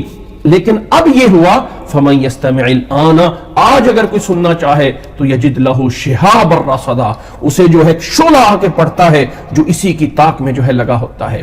وَأَنَّا لَا نَدْرِي أَشَرٌ أُرِيدَ بِمَنْ فِي الْأَرْضِ أَمْ أَرَادَ بِهِمْ رَبُّهُمْ رَشَدًا یہاں سے ہم سمجھ گئے کہ زمین والوں پہ کوئی نئی چیز آئی ہے، ہم نہیں جانتے کہ زمین والوں کے ساتھ کوئی برا ہونے والا ہے یا اچھا ہونے والا ہے۔ اشر ارید بمن فی الارض ام اراد بہم ربہم رشدا کہ رب نے انہیں کے ساتھ کوئی رشد کرنا چاہا ہے یا شر کرنا چاہا ہے۔ اللہ کے نبی صلی اللہ علیہ وسلم کی نبوت سے پہلے جنات آسمان تک پہنچ جاتے تھے۔ آج ہمیں یہ بتایا جاتا ہے کہ آسمان اتنا دور ہے، اتنا دور ہے کہ جہاں پہ کوئی پہنچ نہیں سکتا، اور زمین سے جب ہم خلا میں نکل جاتے ہیں پھر جو مسافت ہے وہ کس طرح ناپی جاتی ہے؟ لائٹ ایئر سے، روشنی کی رفتار سے۔ روشنی کی رفتار کتنی ہے؟ 1 سیکنڈ میں 3 لاکھ کلومیٹر تک یہ روشنی سفر کرتی ہے، 1 سیکنڈ میں 3 لاکھ کلومیٹر، تو پورا سال کتنی روشنی سفر کرے گی؟ اتنا لاکھوں کروڑوں جو ہے وہ کلومیٹر بن جائیں گے، اس حساب سے جو ہے شمار کیا جاتا ہے۔ لیکن یاد رکھ لیں کہ اس کے پیچھے کوئی دلیل نہیں ہے، بلکہ حدیث میں آتا ہے کہ یہ جنات ایک دوسرے کے اوپر بیٹھ کے نا یوں یوں یوں یوں یوں پوری لائن آسمان تک لگا لیتے ہیں، پوری آسمان تک پہنچ جاتے ہیں، ایک دوسرے کے اوپر ہو کے اوپر ہو کے اوپر ہو کے اوپر ہو کے، اور وہاں سے بات سنتے ہیں، وہ سن کے نیچے والے کو بتاتا ہے، وہ نیچے والے کو بتاتا ہے، وہ نیچے والے کو بتاتا ہے، نیچے والے کو۔ جب اللہ کے نبی صلی اللہ علیہ وسلم مبعوث ہو گئے اب وہاں پہ پہرا لگ گیا، اب نہیں جا سکتے۔ تو جتنیاں دوریاں ہمیں بتائی جا رہی ہیں اتنیاں دوریاں نہیں ہیں آسمان کی، آسمان قریب ہے، سورج اور چاند بھی قریب ہے، زمین سے چھوٹے ہیں اور زمین پہ گھوم رہے ہیں۔ تو بہرحال یہاں کہنا چاہتا ہے کہ ہم وہ کہتے تھے جنات کہ ہم نے جگہ بنائی ہوئی تھی للسمعی سننے کے لیے، ابھی کوئی سنتا ہے تو اس کے پیچھے تو بڑا شعلہ پڑ جاتا ہے جو اسی کے لیے پیچھے لگا ہوتا ہے۔ وَأَنَّا لَا نَدْرِي أَشَرٌ أُرِيدَ بِمَنْ فِي الْأَرْضِ أَمْ أَرَادَ بِهِمْ رَبُّهُمْ رَشَدًا زمین والوں کی خیر ہے یا برائی ہے یہ ہمیں نہیں پتا۔ پھر جنہوں نے کہا وَأَنَّا مِنَّا الصَّالِحُونَ وَمِنَّا دُونَ ذَلِكَ ہم میں سے بھی کچھ نیک ہیں اور ہم میں سے بھی کچھ برے ہیں۔ كُنَّا طَرَائِقَ قِدَدًا فرماتے ہیں کہ اس طرح کر کے ہم مختلف راستوں پہ جو ہے وہ ہم بھی ہیں۔ وَأَنَّا ظَنَنَّا أَن لَّن نُعْجِزَ اللَّهَ فِي الْأَرْضِ وَلَن نُعْجِزَهُ هَرَبًا اور ہم سمجھتے تھے کہ ہم اللہ کو زمین پہ عاجز نہیں کر سکتے اور نہ ہی ہم زمین سے کہیں بھاگ کر عاجز کر سکتے ہیں۔ اور بھائی جنات تو کہتے ہیں کہ ہم زمین سے بھاگ کر کہیں اور جا کے اللہ کو عاجز نہیں کر سکتے ہیں، اور انسان آج سوچ رہا ہے کہ میں زمین سے نکل کے جا کے مارس پہ اور جا کے جو ہے وہ چاند پہ اپنے لیے آئندہ مستقبل میں رہنے کے لیے تیاریاں کر لوں۔ زمین ہم نے فل کر چکے ہیں، زمین میں کوئی جگہ باقی نہیں رہ گئی ہے اور اب وہاں پہ بھرنے کے لیے جا رہے ہیں، اور وہاں پہ کیا زندگی کیسے ہے۔ انسان عجیب ہے، انسان کہ ایسی چیزوں کے پیچھے لگا ہوا ہے جس سے کوئی چیز حاصل ہونے والی نہیں ہے۔ وَأَنَّا ظَنَنَّا أَن لَّن نُعْجِزَ اللَّهَ فِي الْأَرْضِ کہ ہم اللہ کو زمین پہ عاجز نہیں کر سکتے، وَلَن نُعْجِزَ لَهُ هَرَبًا اور نہ ہی بھاگ کر اس سے عاجز کر سکتے ہیں۔ وَأَنَّا لَمَّا سَمِعْنَا الْهُدَىٰ آمَنَّا بِهِ جنہوں نے کہا جیسی ہم نے ہدایت کی بات سنی ہم ایمان لے آئے۔ فَمَن يُؤْمِن بِرَبِّهِ جو رب پہ ایمان لے آتا ہے فَلَا يَخَافُ بَخْسًا وَلَا رَهَقًا اب جو ہے وہ اسے کسی بھی قسم کے گھاٹے کا اور نقصان کا یا ظلم کا کوئی خوف نہیں ہوتا۔ وَأَنَّا مِنَّا الْمُسْلِمُونَ وَمِنَّا الْقَاسِطُونَ کہا جنہوں نے ہم سے میں ہمارے اندر بھی مسلمان ہیں، وَمِنَّا الْقَاسِطُونَ اور ہم میں سے بھی ظالم ہیں۔ فَمَنْ أَسْلَمَ فَأُولَئِكَ تَحَرَّوْا رَشَدًا پس جو کوئی مسلمان ہو جاتا ہے، جو فرما بردار ہو جاتا ہے، وہی سیدھے راستے کو تلاش کرتا ہے. فَأُولَئِكَ تَحَرَّوْا رَشَدًا وَأَمَّا الْقَاسِطُونَ اور جو ظالم ہیں فَكَانُوا لِجَهَنَّمَ حَطَبًا وہ جہنم کا ایندھن بنتے ہیں. وَأَن لَّوْ اسْتَقَامُوا عَلَى الطَّرِيقَةِ اور فرمایا کہ وہ کیوں نہیں. اب یہاں پہ نوٹ کریں، یہاں تک آ کے ساری کی ساری باتیں جو ہیں، یہاں تک آ کے جنوں کے بارے میں اللہ نے کہا اے نبی صلی اللہ علیہ وسلم قل آپ بتا دیجئے، یہ ہے، یہ جنوں نے کہا، یہ جنوں نے کہا، یہ جنوں نے کہا، یہ جنوں نے کہا، جو جنوں نے کہا تھا وہ اللہ نے قرآن بنا کے اپنے نبی صلی اللہ علیہ وسلم کی طرف سے جو ہے وہ بیان فرما دیا. اب آگے اللہ تعالیٰ کچھ نصیحت کرتا ہے. وَأَن لَّوْ اسْتَقَامُوا عَلَى الطَّرِيقَةِ لَأَسْقَيْنَاهُم مَّاءً غَدَقًا اللہ نے فرمایا اگر یہ لوگ سیدھے راستے پہ رہیں لَأَسْقَيْنَاهُم مَّاءً غَدَقًا ہم انہیں وافر جو ہے وہ پانی پلائیں، انہیں ہم وافر نعمتیں عطا فرمائیں گے.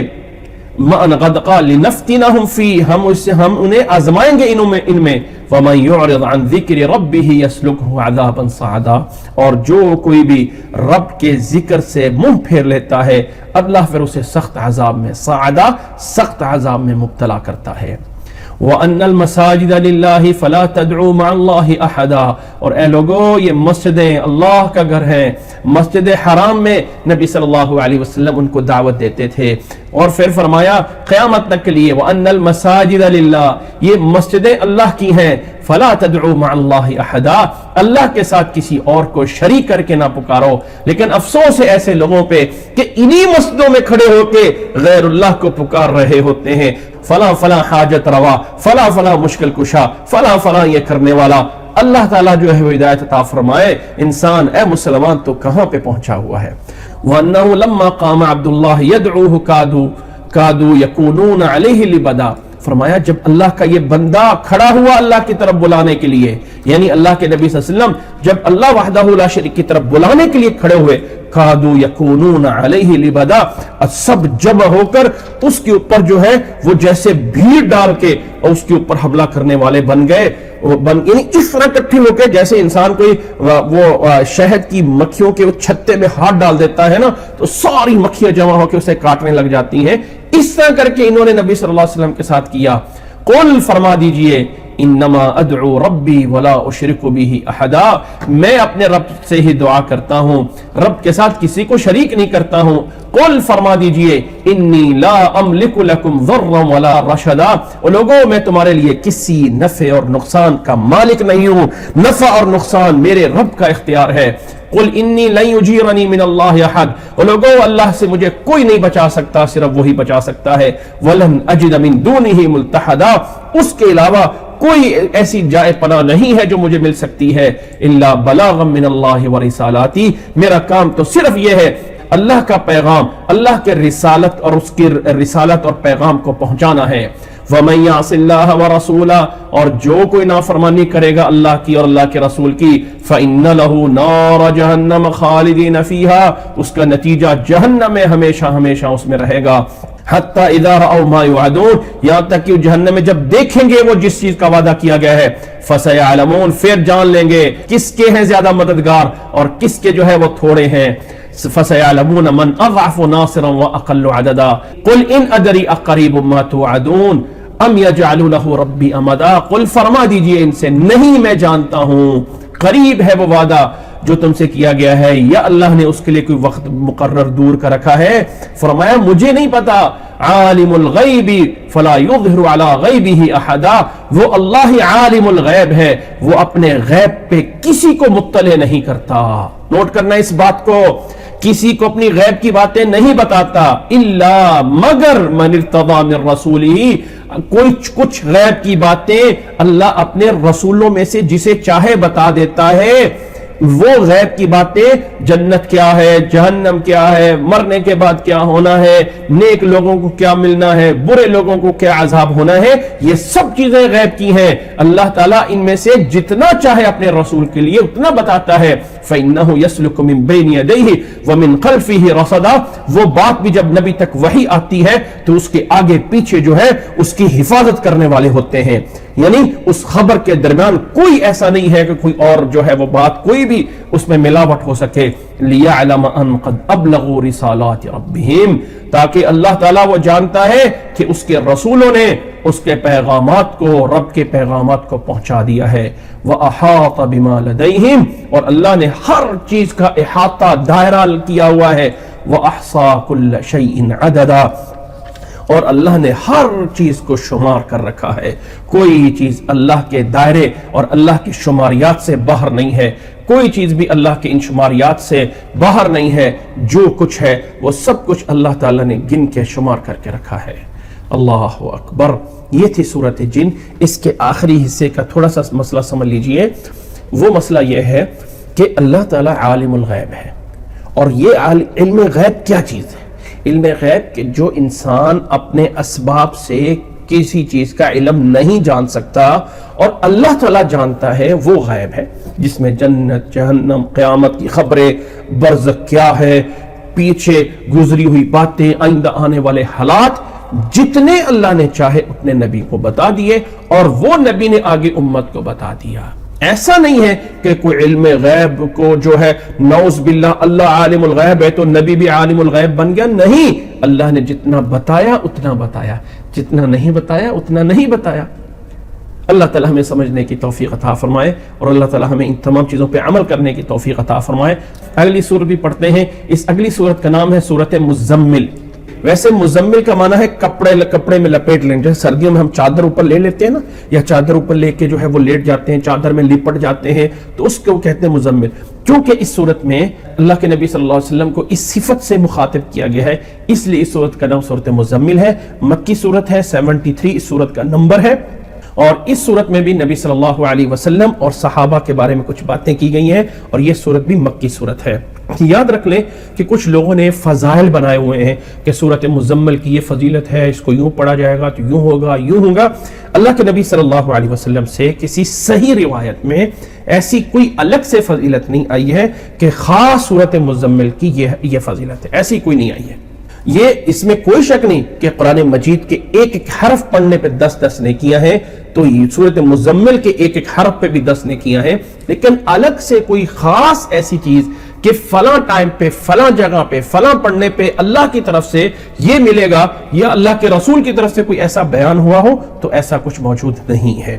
بسم اللہ الرحمن الرحیم۔ یا ایھا المزمل، اللہ نے اپنے نبی کو مخاطب کیا، اے مزمل، اے کپڑا اوڑھنے والے نبی صلی اللہ علیہ وسلم۔ جس حالت میں یہ سورت نازل ہوئی، اللہ کے نبی صلی اللہ علیہ وسلم ایک چادر لے کے اوڑھے ہوئے تھے، تو اللہ نے اسی حالت میں آپ کو مخاطب کیا، یا ایھا المزمل، اے چادر اوڑھنے والے، قم اللیل، رات کو قیام کیجئے، الا قلیلا، سوائے تھوڑی کے، یعنی تھوڑی چھوڑ کے زیادہ رات کے حصے میں آپ قیام کریں، رب کے سامنے کھڑے ہو کے عبادت کریں۔ نصفہ، آدھی رات، او انقص منہ قلیلا، یہ آدھا سا تھوڑا سے کم کر لیجئے، یعنی رات کے 2 حصے، یعنی ثلث، تیسرا حصہ رات کو قیام کیجئے سوائے تھوڑا، یعنی گویا کہ 2/3 حصے قیام کر لیجئے۔ رات کو 3 حصوں میں ڈیوائیڈ کر دیں تو 2 حصے اٹھ کر رب کی عبادت کریں، یا آدھی رات، یا آدھی سے کچھ کم۔ نبی صلی اللہ علیہ وسلم کے بارے میں روایات میں آتا ہے کہ اللہ کے نبی صلی اللہ علیہ وسلم پہ تہجد کی نماز پڑھنا فرض تھا، جبکہ باقی لوگوں پہ نہیں تھا، اور وہ یہ آیت ہے جو نبی صلی اللہ علیہ وسلم کو مخاطب کر رہی ہے۔ اس سورت کی آخری آیت میں جا کے اس میں رخصت دے دی تھی، وہ انشاءاللہ آخر میں جا کے پڑھتے ہیں۔ سورت کے شروع میں اللہ تعالیٰ نے حکم دیا ہے کہ رات کو کم از کم آدھی رات عبادت کرو، یا آدھی سے تھوڑا سا کم کر لو، یا آدھے سے تھوڑا سا زیادہ کر کے رب کی عبادت کرتے رہو۔ اس میں کیا ہے اس عبادت میں؟ او زد علیہ، اس سے زیادہ کر کے، ورتل القرآن ترتیلا، اور قرآن کی اس میں تلاوت کریں۔ انا سنلقی علیک قولا ثقیلا، جو بات ہم پہ آپ پہ پہنچا رہے ہیں وہ بات ذرا جو ہے وہ یعنی بھاری ہے، ایک جو ہے وہ ہمت والی چیز ہے، اس کو اٹھانے کے لیے عبادت چاہیے۔ اور پھر ایک بات آگے نوٹ کیجئے گا، آیت نمبر 6 ہے سورۃ مزمل کی، یہاں سے ہمیں اگرچہ یہ خطاب نبی صلی اللہ علیہ وسلم کے لیے ہے، لیکن اس سے کچھ سبق ملتا ہے۔ جو انسان چاہتا ہے نا اس کے باتوں میں پاور آ جائے، میں بات کر رہا ہوں یا آپ بات کر رہے ہیں تو آپ کی بات میں پاور آ جائے، اثر موجود ہو، اگر میں کہہ دوں چپ ہو جاؤ تو لوگوں کے اندر میری بات ایک ویلیو رکھتی ہو. یعنی جو انسان اپنے، آج کل جو ہے نا وہ بازار میں کتابیں ملتی ہیں، چھوٹے چھوٹے پمفل بنائے ہوتے ہیں، جی آپ اپنی بات کو، شخصیت کو متاثر کیسے بنا سکتے ہیں کہ لوگ آپ کو دیکھ کے متاثر ہو جایا کریں. لوگ وہ جو نئی اٹھنے والی لڑکیاں ہوتی ہیں، لڑکے نوجوان ہوتے ہیں، وہ ایسی کتابیں دیکھتے ہیں، ہمیں دیکھ کے جو ہے نا لوگ جو ہے ہمیں بڑا سمجھا کریں.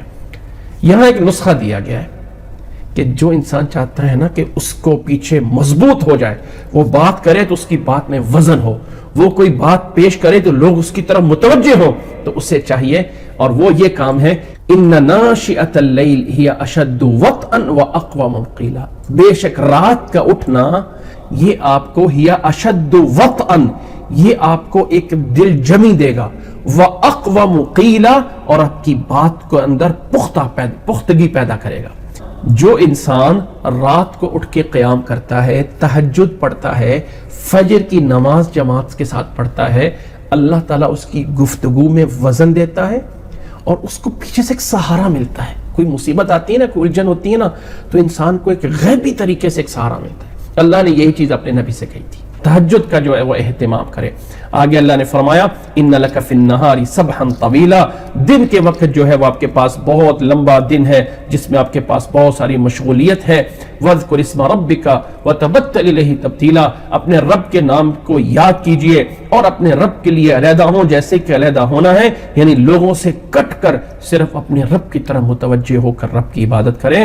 رب المشرق والمغرب، وہ مشرق اور مغرب کا رب ہے، لا الہ الا ہوا، اس کے علاوہ کوئی معبود نہیں ہے. فاتخذہ وکیلا، اسی کو کارساز بنائیں، سمجھے میری بگڑی بنانے والا، میری مشکلات حل کرنے والا صرف اللہ ہے. واصبر علی ما یقولون، جو آپ کو تانے دیتے ہیں، برا والا کہتے ہیں، ان کی باتوں پہ صبر کیجئے. وہجرہم ہجرا جمیلا، اور ان کو ایک اچھے طریقے سے ان سے الگ ہو جائے، یہ نہیں کہ ڈانٹ کے، ایک اچھے طریقے سے ان سے الگ ہو جائیں. وَذَرْنِي وَالْمُكَذِّبِينَ أُولِي النَّعْمَةِ وَمَهِّلْهُمْ قَلِيلًا، فرمایا مجھے چھوڑیے، فرمایا وَذَرْنِي، اور مجھے چھوڑیں، اور ان کو جو مکذبین جھٹلانے والے ہیں، اور اکثر جھٹلانے والے کون ہوتے ہیں؟ نعمتوں والے ہوتے ہیں، اسودہ حال ہوتے ہیں. وَمَهِّلْهُمْ قَلِيلًا، اور انہیں تھوڑی سی مہلت دے، چھوڑ دے، ذرا کرنے دو، یہ کرتے ہیں. إِنَّا لَدَيْنَا أَنْكَالًا وَجَحِيمًا، ہمارے پاس ہیں ان کے لیے ہتھ کڑیاں اور بیڑیاں، اور وہ سلگتی ہوئی جہنم بھی ہمارے پاس ہے. وَطَعَامًا ذَا غُصَّةٍ وَعَذَابًا أَلِيمًا، اور ان کا کھانا جو گلے میں اٹکے گا اور دردناک عذاب ہمارے لیے ہے ان کے پاس. آپ پریشان نہ ہو. یوم ترجف الارض والجبال، جس دن یہ زمین اور پہاڑ جو ہیں یہ زلزلہ برپا ہوگا. وَكَانَتِ الْجِبَالُ كَثِيبًا مَهِيلًا، اور یہ پہاڑ جو ہے روئی کی گالوں کی طرح جو ہے وہ ہو جائیں گے، ریت کے ٹیلے کی طرح، کثیباً ریت کے ٹیلوں کی طرح جو ہے وہ نرم ہو جائیں گے. اس دن ہم دیکھیں گے ان کے ساتھ کیا ہونا ہے. اِنَّا أَرْسَلْنَا إِلَيْكُمْ رَسُولًا شَاهِدًا عَلَيْكُمْ كَمَا أَرْسَلْنَا إِلَى فِرْعَوْنَ رَسُولًا، ہم نے آپ کی طرف رسول بھیجا ہے، شاہدن علیکم، جو تمہارے اوپر گواہی دے گا، جیسے کہ ہم نے پہلے رسول بھی بھیجے تھے، فرعون کی طرف بھی ہم نے رسول بھیجا تھا. فعصا فرعون الرسول، فرعون نے رسول کی نافرمانی کی اور ہم نے اس کو سخت پکڑا. فاخذناہ اخذا وبیلا فکیف تتقون ان کفرتم، اور لوگوں کیسے بچو گے، کیسے بچ جاؤ گے اگر تم آج کفر کر رہے ہو، اس دن کیسے بچو گے. یوم یجعل الولدان شیبا، وہ دن جو بچے کو بھی بوڑھا بنا دینے والا ہوگا، یعنی اس دن کی ہولناکی ایسی ہوگی. اس دن کیسے بچ سکو گے اگر آج کفر کر رہے ہو. السماء منفطر بہ، آسمان پھٹ جائے گا. کان وعدہ مفعولا، اس کا وعدہ پورا ہو کے ہونے والا ہے. ان ہذہ تذکرہ، یہ ہے نصیحت. فمن شاء اتخذ الی ربہ سبیلا، اب جو چاہے اپنے رب کی طرف راستہ بنا لے. ان ربک یعلم انک تقوم ادنی من ثلثی اللیل ونصفہ، بے شک تیرا رب جانتا ہے کہ آپ رات کو قیام کرتے ہیں، رات کے 2/3 یعنی رات کے 3 حصوں میں ڈیوائیڈ کر دیا جائے تو 2 حصوں کے قریب قریب، ونصفہ یا آدھی رات، یا ثلثہ یا اس کا تیسرا حصہ، وطائفۃ من الذین آمنوا معک، اور آپ کے ساتھ ایمان لانے والوں کا ایک گروہ وہ بھی ایسے ہی قیام کرتا ہے. لیکن مشکل یہ تھی کہ کیسے اندازہ لگایا جائے کہ رات آدھی ہو گئی. یہ ٹائم اس طرح کا تو فکس نہیں نہ تھا, گھڑیاں تو نہیں نہ تھی, اب کیسے اندازہ لگا جائے آدھی رات ہم نے قیام کر لیا ہے, رات کے 2 حصے قیام اور اس وقت یہ تھوڑا سا بھاری تھا. اللہ نے یہاں آ کے رخصت دے دی. یہ آیت تھوڑا سا بعد میں نازل ہوئی, یہ آخری آیت شروع والی سورت کے کچھ بعد نازل ہوئی. تو یہاں کے تھوڑا سا اللہ تعالیٰ فرمائے اللہ کو پتہ ہے تمہیں آدھی رات کا قیام کرنا, رات کے 2 حصے کا قیام کرنا مشکل ہے. اللہ اور پھر رات کا اندازہ تم سے نہیں ہوتا, اور اللہ ہی ہے واللہ یقدر اللیل والنہار, اور اللہ ہی ہے جو دن اور رات کا اندازہ لگا سکتا ہے. علم ان لن تحصوه, وہ جانتا ہے کہ تم اسے حساب نہیں, اس کو شمار نہیں کر سکتے. فتاب علیکم, اللہ تعالیٰ تمہاری توبہ قبول کرتا ہے. فقرؤوا ما تیسر من القرآن, اب اللہ تمہیں حکم دیتا ہے جتنا آسانی کے ساتھ پڑھ سکتے ہو اتنا پڑھو. یہاں ما تیسر من القرآن, رات تہجد کی نماز بھی مراد ہے. ما تیسر من القرآن, تہجد کی نماز بھی مراد ہے اور قرآن مجید بھی مراد ہے. اور ما تیسر من القرآن لفظ سورت فاتحہ پر بھی بولا گیا ہے احادیث میں. فرمایا جتنا آسانی ہے کر لو. عالمہ, اللہ تعالیٰ جانتا ہے ان سیکون منکم مرضی, تم میں سے کچھ لوگ بیمار ہوں گے. وآخرون یضربون فی الارض, اور کچھ لوگ زمین پہ سفر کر رہے ہوں گے. یبتغون فضلا من اللہ, اللہ کے فضل کو روزی کو تلاش کرنے والے ہوں گے. وآخرون یقاتلون فی سبیل اللہ, اور کچھ دوسرے ہوں گے جو اللہ کے راستے میں قتال اور جہاد کر رہے ہوں گے.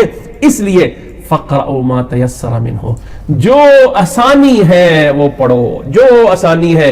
یہاں تک کہ رسول اللہ صلی اللہ علیہ وسلم نے فرمایا جو انسان 10 آیتیں پڑھ کر رات کا قیام کر لیتا ہے اللہ تعالیٰ اس کو غافلین میں شمار نہیں کرتا ہے. 2 رکعتیں بھی پڑھ لیں اور 2 رکعتوں میں 10 آیتیں بھی پڑھ لیں تو اللہ تعالیٰ کے ہاں غافلین میں شمار نہیں ہوتے. جتنا اب یہ جو رخصت اور آزادی ہے, اس میں علماء کے 2 رائے ہیں کہ یہ رخصت لوگوں کے لیے تھی, اللہ کے نبی صلی اللہ علیہ وسلم کے لیے نہیں تھی. اللہ کے نبی صلی اللہ علیہ وسلم پہ تہجد کی نماز پڑھنا لازم اور ضروری تھا, جبکہ باقیوں کو رخصت دے دی گئی تھی. اور دوسرا یہ ہے کہ رخصت دونوں کے لیے تھی. بہرحال دونوں طرف کے دلائل موجود ہیں. مین چیز یہ ہے کہ ہمارے لیے رخصت آ گئی کہ رات کو تھوڑا کر لو, زیادہ کر لو, ترغیب دے دی گئی ہے کہ زیادہ سے زیادہ جتنا قیام کر سکتے ہیں اتنا جو ہے کرو. وَأَقِيمُوا الصَّلَاةَ, اور نماز قائم کرو اور زکوٰۃ ادا کرتے رہو. وَأَقْرِضُوا اللَّهَ قَرْضًا حَسَنًا, اور اللہ کے راستے میں قرض حسنہ دیتے رہو, مال خرچ کرتے رہو. وَمَا تُقَدِّمُوا لِأَنفُسِكُمْ, اور جو کچھ بھی اپنے لیے دو گے من خیر, بھلائی سے, تجدوہ عند اللہ, اللہ کے پاس جا کے جو تم نے خرچ کیا ہے وہ تمہارا وہاں پہ پورا پڑا ہوگا. مت سمجھے کہ آج ہم نے اتنے پیسے اتنا کچھ لگا دیا تو کہاں ضائع جائے گا. فرمایا وہاں سب کچھ پڑا ہوگا. ہوا خیرا واعظم اجرا, وہ اللہ بہتر ہے اور وہ سب سے زیادہ اجر دینے والا ہے. واستغفر اللہ, اور اللہ تعالیٰ سے معافی مانگتے رہو. ان اللہ غفور الرحیم, بے شک اللہ تعالیٰ معاف کرنے والا ہے اور بے شک اللہ تعالیٰ رحم کرنے والا ہے. یہ ہے سورت مزمل. یہاں پہ نوٹ کر لیجئے کہ یہ جو بتایا جاتا ہے کہ 41 دفعہ پڑھنے سے سورت مزمل اللہ تعالیٰ مشکلات جو ہے وہ ختم کر دیتا ہے, یہ کس حدیث میں ہے؟ کسی میں نہیں ہے.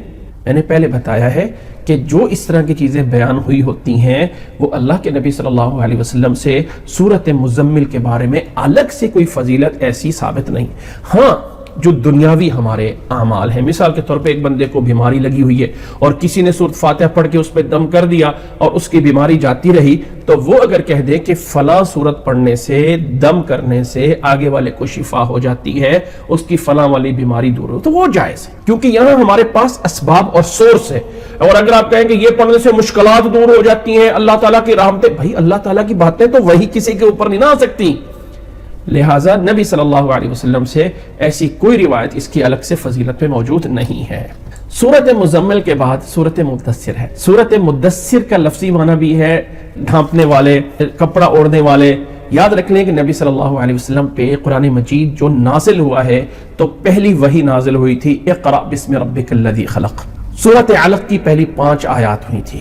اس کے بعد میں کچھ دیر تک نبی صلی اللہ علیہ وسلم پہ وحی نہیں آئی ہے, اور کچھ سیرت نگاروں نے اس ٹائم کو 3 سال کہا ہے کہ 3 سال نبی صلی اللہ علیہ وسلم کے پہ وحی نہیں آئی تھی, جبکہ وہ صحیح نہیں ہے. رحیق المختوم میں سیرت کی بہت عظیم کتاب ہے جس میں دلائل سے ثابت کیا ہے کہ تقریباً یہ فترہ یعنی وحی کے منقطع ہونے کا سلسلہ قریب 10 دن یا اتنا سا تھا، تو دوسری وحی آتی ہے.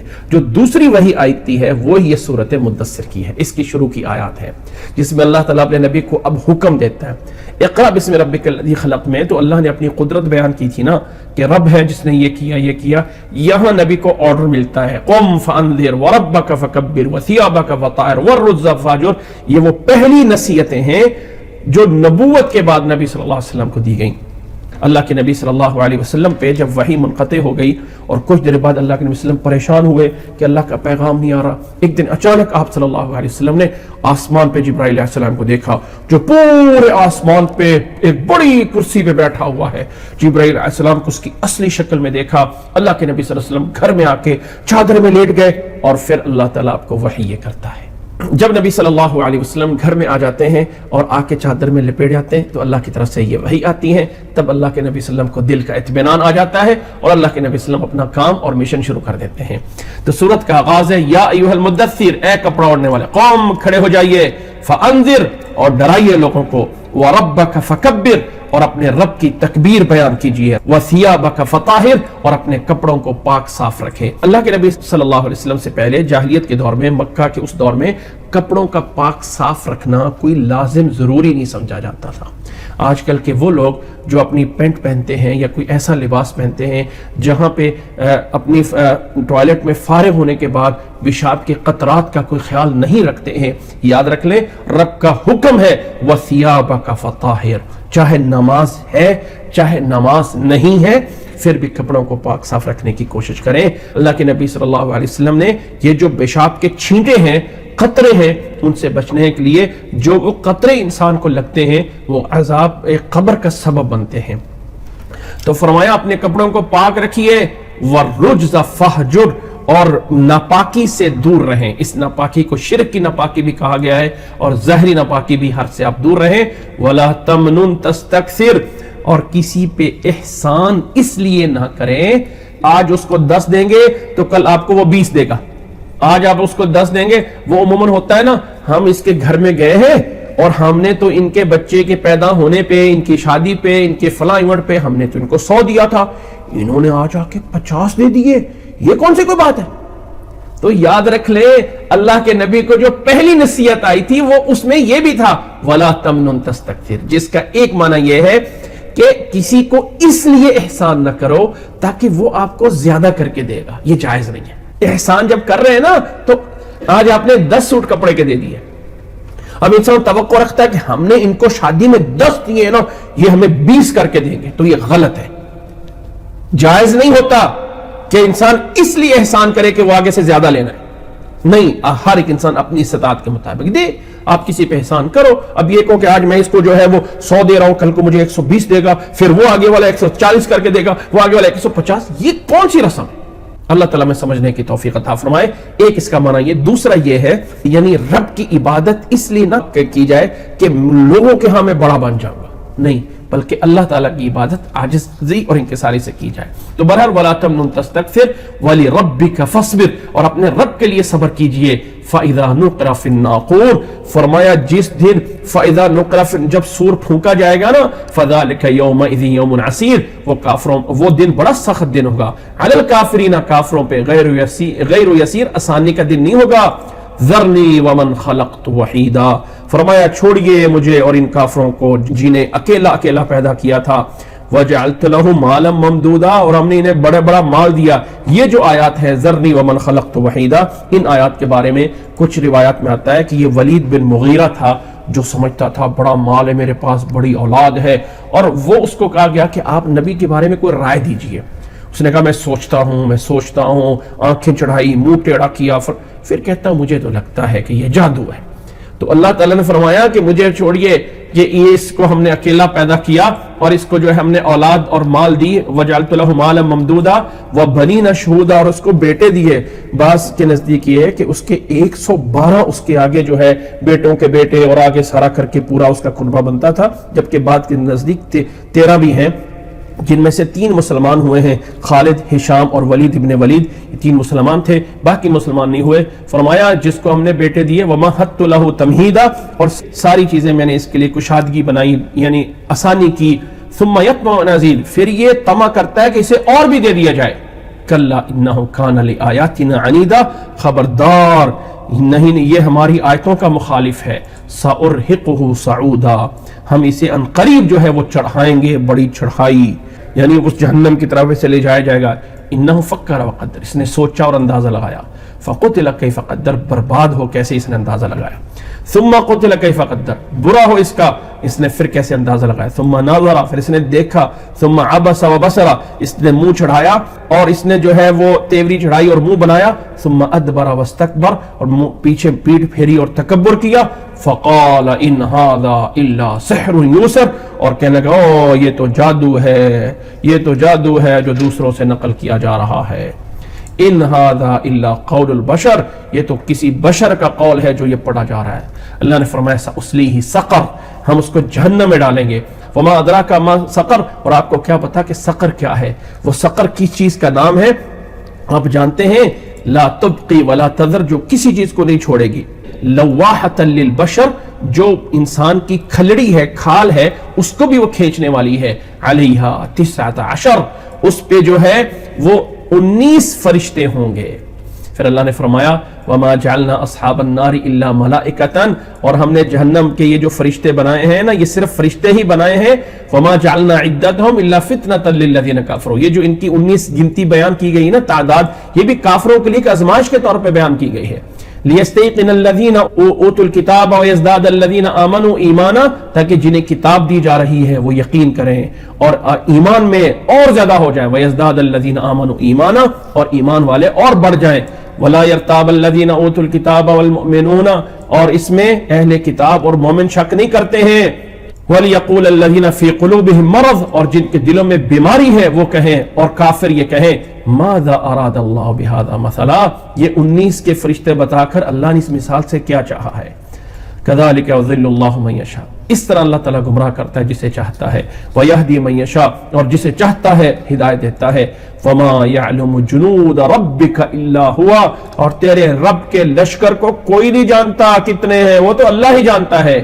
وما ہی الا ذکری للبشر، یہ تو صرف نصیحت ہے جو اس بشر کے لیے کی جا رہی ہے۔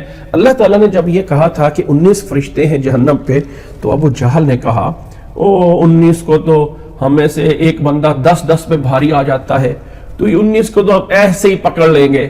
اللہ تعالیٰ نے اس کے جواب میں یہ آیت نازل کی تھی کہ یہ جو اللہ تعالیٰ نے تعداد بتائی ہے نا، یہ بھی آزمائش ہے، ایمان والے اس پہ یقین کرتے ہیں۔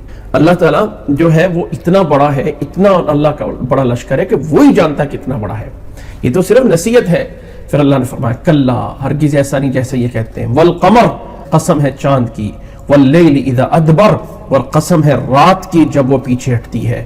والصبح اذا اسفر، اور صبح کی قسم جب وہ سفید ہوتی ہے۔ انہا لإحدى الکبر، وہ آنے والی قیامت ایک بڑی چیزوں میں سے ایک بڑی چیز ہے، یا وہ جہنم ایک بہت بڑی چیز ہے۔ چاند کی قسم، رات کی قسم، صبح کی قسم، اس بات پہ کہ وہ جہنم ایک بہت بڑی چیز ہے۔ نذیرا للبشر، بشر کو ڈرانے کے لیے ہے۔ لمن شاء منکم ان یتقدم او یتأخر، اب تم میں سے جو چاہے آگے بڑھے یا پیچھے ہٹے، اب اس کی مرضی ہے۔ کل نفس بما کسبت رہینہ، ہر ایک جان جو کچھ اس نے کمایا ہے وہ اسی کے اوپر جو ہے گروی ہے اور رہن ہے۔ الا اصحاب الیمین، سوائے جنت والے۔ فی جنات یتساءلون، جنت میں آ کے جنتی، نوٹ کریں، جنت میں جنتی بیٹھ کر سوال کریں گے عن المجرمین، مجرموں کے بارے میں۔ ایک ایسا ٹائم بھی آئے گا کہ جنت والے جہنم والوں سے باتیں بھی کریں گے، ہاں باتیں بھی کریں گے، ہاں اللہ تعالیٰ جنتیوں کو انعامات میں، ایئر کنڈیشن سے کہیں زیادہ ٹھنڈک میں اور راحت میں، جہنمی عذاب میں اللہ تعالیٰ ذرا جہنمیوں کو اور افسوس دلانے کے لیے اور جنت والوں کو اور نعمت میں جانے کے لیے جو ہے تھوڑا سا ان کا آپس میں بات چیت ہوگی۔ مجرموں سے پوچھیں گے یتساءلون عن المجرمین، مجرموں سے ما سلککم فی سقر، اور تمہیں اس سقر میں، اس جہنم میں کس چیز نے ڈالا؟ ذرا غور کیجئے گا، جہنمیوں سے پوچھا جائے گا کہ تمہیں جہنم میں کسی نے ڈالا، آگے سے جواب ملیں گے قالوا لم نک من المصلین، ہم نمازی نہیں تھے. اللہ اکبر. ہم نماز نہیں پڑھتے تھے اس لیے جہنم میں آئے بیٹھے ہیں. وَلَمْ نَكُ نُطْعِمُ الْمِسْكِينَ, اور ہم مسکین کو کھانا نہیں کھلاتے تھے اس لیے آج جہنم میں آئے بیٹھے ہیں. وَكُنَّا نَخُوضُ مَعَ الْخَائِضِينَ, اور جو برے لوگ ہیں نا انہی کے ساتھ جو ہے وہ ہم لگے رہتے تھے. جو بری چیزوں میں لگنے والے ہیں نا انہی کے ساتھ جو ہے بری بحثوں میں, انہی انکاریوں کے ساتھ بحث مباحثے میں لگے رہتے تھے. یہ ہے وہ ہے فلاں ہے, اور کبھی نہ نماز پڑھی نہ مسکین کو کھانا کھلایا. ہم وہ لوگ تھے. اچھا اب سوال یہ ہے کہ یہ مسلمان تھے یا کافر تھے؟ جنتی جہنمیوں سے بات کر رہے ہیں. وہ جو جہنمی ہیں, وہ جو جہنمی جن سے پوچھا جا رہا ہے وہ مسلمان ہیں یا کافر ہیں؟ جو کہہ رہے ہیں ہم نمازی نہیں تھے, جہنمی کہہ رہے ہیں ہم نمازی نہیں تھے, بھائی وہ مسلمان تھے یا کافر تھے؟ بظاہر لگتا ہے کہ یہ مسلمان ہیں جو گنہگار ہیں اور اپنی سزا لینے کے لیے جہنم میں گئے ہوئے ہیں. جنتی ان سے پوچھ رہے ہیں. لیکن اگلی آیت جو بتا رہی ہے وَكُنَّا نُكَذِّبُ بِيَوْمِ الدِّينِ, ہم یوم الدین کو جھٹلاتے تھے. اللہ اکبر. تو یوم الدین کو جھٹلانا, قیامت کے دن کا انکار کرنا, یہ کفر ہے یا اسلام ہے؟ تو اگر ہم یہ کہیں کہ یہ کافر ہے تو پھر وہ یہ کیوں کہہ رہے ہیں کہ ہم نمازی نہیں تھے؟ بھئی کافر کا نماز سے کیا تعلق ہے؟ وہ تو کہہ کہ وہ کفر میں تھا. اور اگر ہم کہیں کُنَّا نُكَذِّبُ بِيَوْمِ الدِّينِ کا معنی ہے کہ ہم آخرت کو جھٹلاتے تھے, تو وہ تو اس کو تو یہ کہنا چاہیے. اگر یہ کافر ہے تو وہ نماز کا کیوں ذکر کر رہے ہیں؟ اور اگر یہ مسلمان ہے تو قیامت کی کیسے تکذیب کر رہے ہیں؟ تو اس کا کیا جواب ہے؟ اس کے دو جواب ہیں. ایک تو یہ ہے کہ اس سے مراد کافر لوگ ہیں. کافر مسلمان جنتی, کافر جہنمیوں سے پوچھ رہے ہیں. اور جو کافر ہوتا ہے, یہ ایک بات ذہن میں رکھ لیجئے, کافر کفر کی حالت میں اگر نماز پڑھتا ہے, کفر کی حالت میں اگر وہ نیکی کرتا ہے, کفر کی حالت میں اگر وہ غریبوں کو کھلاتا ہے, تو کیا یہ اس کو کوئی فائدہ ہوگا؟ یہ جیا اس کو فائدہ ہوگا اور اس کا عذاب ہلکا کیا جائے گا. اور اگر وہ نیک اعمال کرتا ہے تو اس کے وہ نیک اعمال قبول نہیں ہوں گے, لیکن اس کا عذاب ہلکا ہونے کا سبب بنیں گے. نوٹ کریں اس بات کو. اللہ کے نبی صلی اللہ علیہ وسلم کی روایت ہم نے سنی ہوگی نا کہ سب سے ہلکا عذاب جس کو ہونا ہے, سب سے ہلکا عذاب وہ ابو طالب ہے, جنہیں ایک آگ کی جوتی پہنائی جائے گی. صرف پورے جسم پہ نہیں ہوگا کیونکہ ساری زندگی نبی صلی اللہ علیہ وسلم کی خدمت کرتے رہے, لیکن مسلمان نہیں ہوئے تھے. تو ایک بات ذہن میں رکھ لیں, اگر نکذب بیوم الدین سے مراد آخرت کا جھٹلانا ہے, اور یہ کافر کہہ رہے ہیں ہم آخرت کو جھٹلاتے تھے اور ہم یہ نہیں کرتے تھے, تو کافر جو ہے, نوٹ کریں, کافر بھی مطلوب ہے, اس سے مطلوب ہے نماز پڑھ, زکوٰۃ ادا کر, اچھا اخلاق لے کے آ فلاں. یہ کافر اگر یہ نیک اعمال کرتا ہے تو جو اللہ تعالیٰ کی طرف سے خطاب آ رہا ہے اقیم الصلاۃ, نماز قائم کرو, یہ پورے انسانوں کے لیے, چاہے مسلمان چاہے کافر. لیکن کافر کا قبول تب ہوگا جب وہ لا الہ الا اللہ پڑھے گا. جو انسان کفر کی حالت میں نیک اعمال کرتا رہا اور پھر مسلمان ہو گیا, تو وہ جو کفر میں کیے گئے اعمال ہیں اللہ ان کا بھی اسے ثواب دے دیتا ہے. تو کافر لوگ جو ہیں اس لیے کہہ رہے ہیں کہ ہم نماز نہیں پڑھتے تھے, ہم مسکین کو نہیں کھانا کھلاتے تھے, ان کو پتا ہے کہ کفر کی حالت میں اگر ہم یہ کام کرتے ہوتے تو آج ہمارا عذاب ہلکا ہوتا. ایک معنی یہ ہے. اور دوسرا معنی یہ کہ اس سے مراد مسلمان ہے, اور مسلمان جو کہہ رہے ہیں وَكُنَّا نُكَذِّبُ بِيَوْمِ الدِّينِ, اس سے مراد جو ہے کہ جو مسلمان اللہ کے ڈرتا نہیں ہے, نیک اعمال نہیں کر رہا, گویا کہ وہ قیامت کی تکذیب کر رہا ہوتا ہے. تو اس کو ہم اس کے مجازی معنی میں لیں گے اور ان کو اصلی معنی میں لے لیں گے. یہ جہنمی مسلمان ہوں گے, نمازی نہیں ہے تو جہنم میں پڑے ہوئے ہیں. اللہ تعالیٰ میں سمجھنے کی توفیق عطا فرمائے. آگے اللہ تعالیٰ نے فرمایا, یہ کہیں گے کہ وَكُنَّا نُكَذِّبُ بِيَوْمِ الدِّينِ حَتَّىٰ أَتَانَا الْيَقِينُ, یہاں تک کہ ہمیں موت آ گئی. فَمَا تَنْفَعُهُمْ شَفَاعَةُ الشَّافِعِينَ, فرمایا انہیں کسی کی سفارش جو ہے وہ کام نہیں دے گی. فَمَا لَهُمْ عَنِ التَّذْكِرَةِ مُعْرِضِينَ, اللہ نے فرمایا ان کافروں کو کیا ہو گیا ہے جو نصیحت سے بھاگ رہے ہیں. كَأَنَّهُمْ حُمُرٌ مُسْتَنْفِرَةٌ, جیسے کہ گدھے جو ہے وہ بھاگتے ہیں, یہ اس طرح کر کے جو ہے اس قرآن سے نصیحت سے بھاگ رہے ہوتے ہیں. فَرَّتْ مِنْ قَسْوَرَةٍ, جیسے کوئی گدھا جو ہے کسی شیر کو دیکھ کے بھاگا ہوا ہوتا ہے. بل يريد كل امرئ منهم ان يؤتى صحفا منشرة, کیا ان میں سے ہر ایک یہ چاہتا ہے کہ اس کے سامنے لکھے ہوئے صحیفے جو ہے وہ لائے جائیں, اس کے سامنے رکھے جائیں؟ ایسا نہیں ہوگا. کلا بل لا يخافون الآخرة, بلکہ یہ آخرت سے ڈر نہیں رہے ہیں. کلا, ہرگز ایسا نہیں جو وہ چاہتے ہیں. انہ تذکرہ, یہ نصیحت ہے، اللہ نے یہ نصیحت دے دی ہے، فمن شاء ذکرہ، اب جو چاہے اس سے نصیحت پکڑے، وما یذکرون الا ان یشاء اللہ، اور جو اس سے بھی اور نہیں اس سے نصیحت حاصل کرتے مگر جو اللہ نے چاہا، ہوا اہل التقوی، وہ اللہ ہی تقوی ڈرنے والوں کا کے ساتھ ہے، واہل المغفرہ، اور معاف کرنے والوں کے ساتھ ہے، وہ انہی کا اہل ہے اور تقوی والوں کا اہل ہے۔ اللہ تعالیٰ نیک لوگوں کے ساتھ ہے، اللہ تعالیٰ برے لوگوں کے ساتھ نہیں ہے۔ یہ ہے اس صورت کا مفہوم، اور اسی پہ اس صورت کا اختتام ہو رہا ہے۔ اللہ تعالیٰ ہمیں یہ سب باتیں ہمیں سمجھنے کی اور اللہ تعالیٰ ہمیں ان تمام باتوں پہ عمل کرنے کی توفیق عطا فرمائے۔ جزاکم اللہ احسن الجزاء۔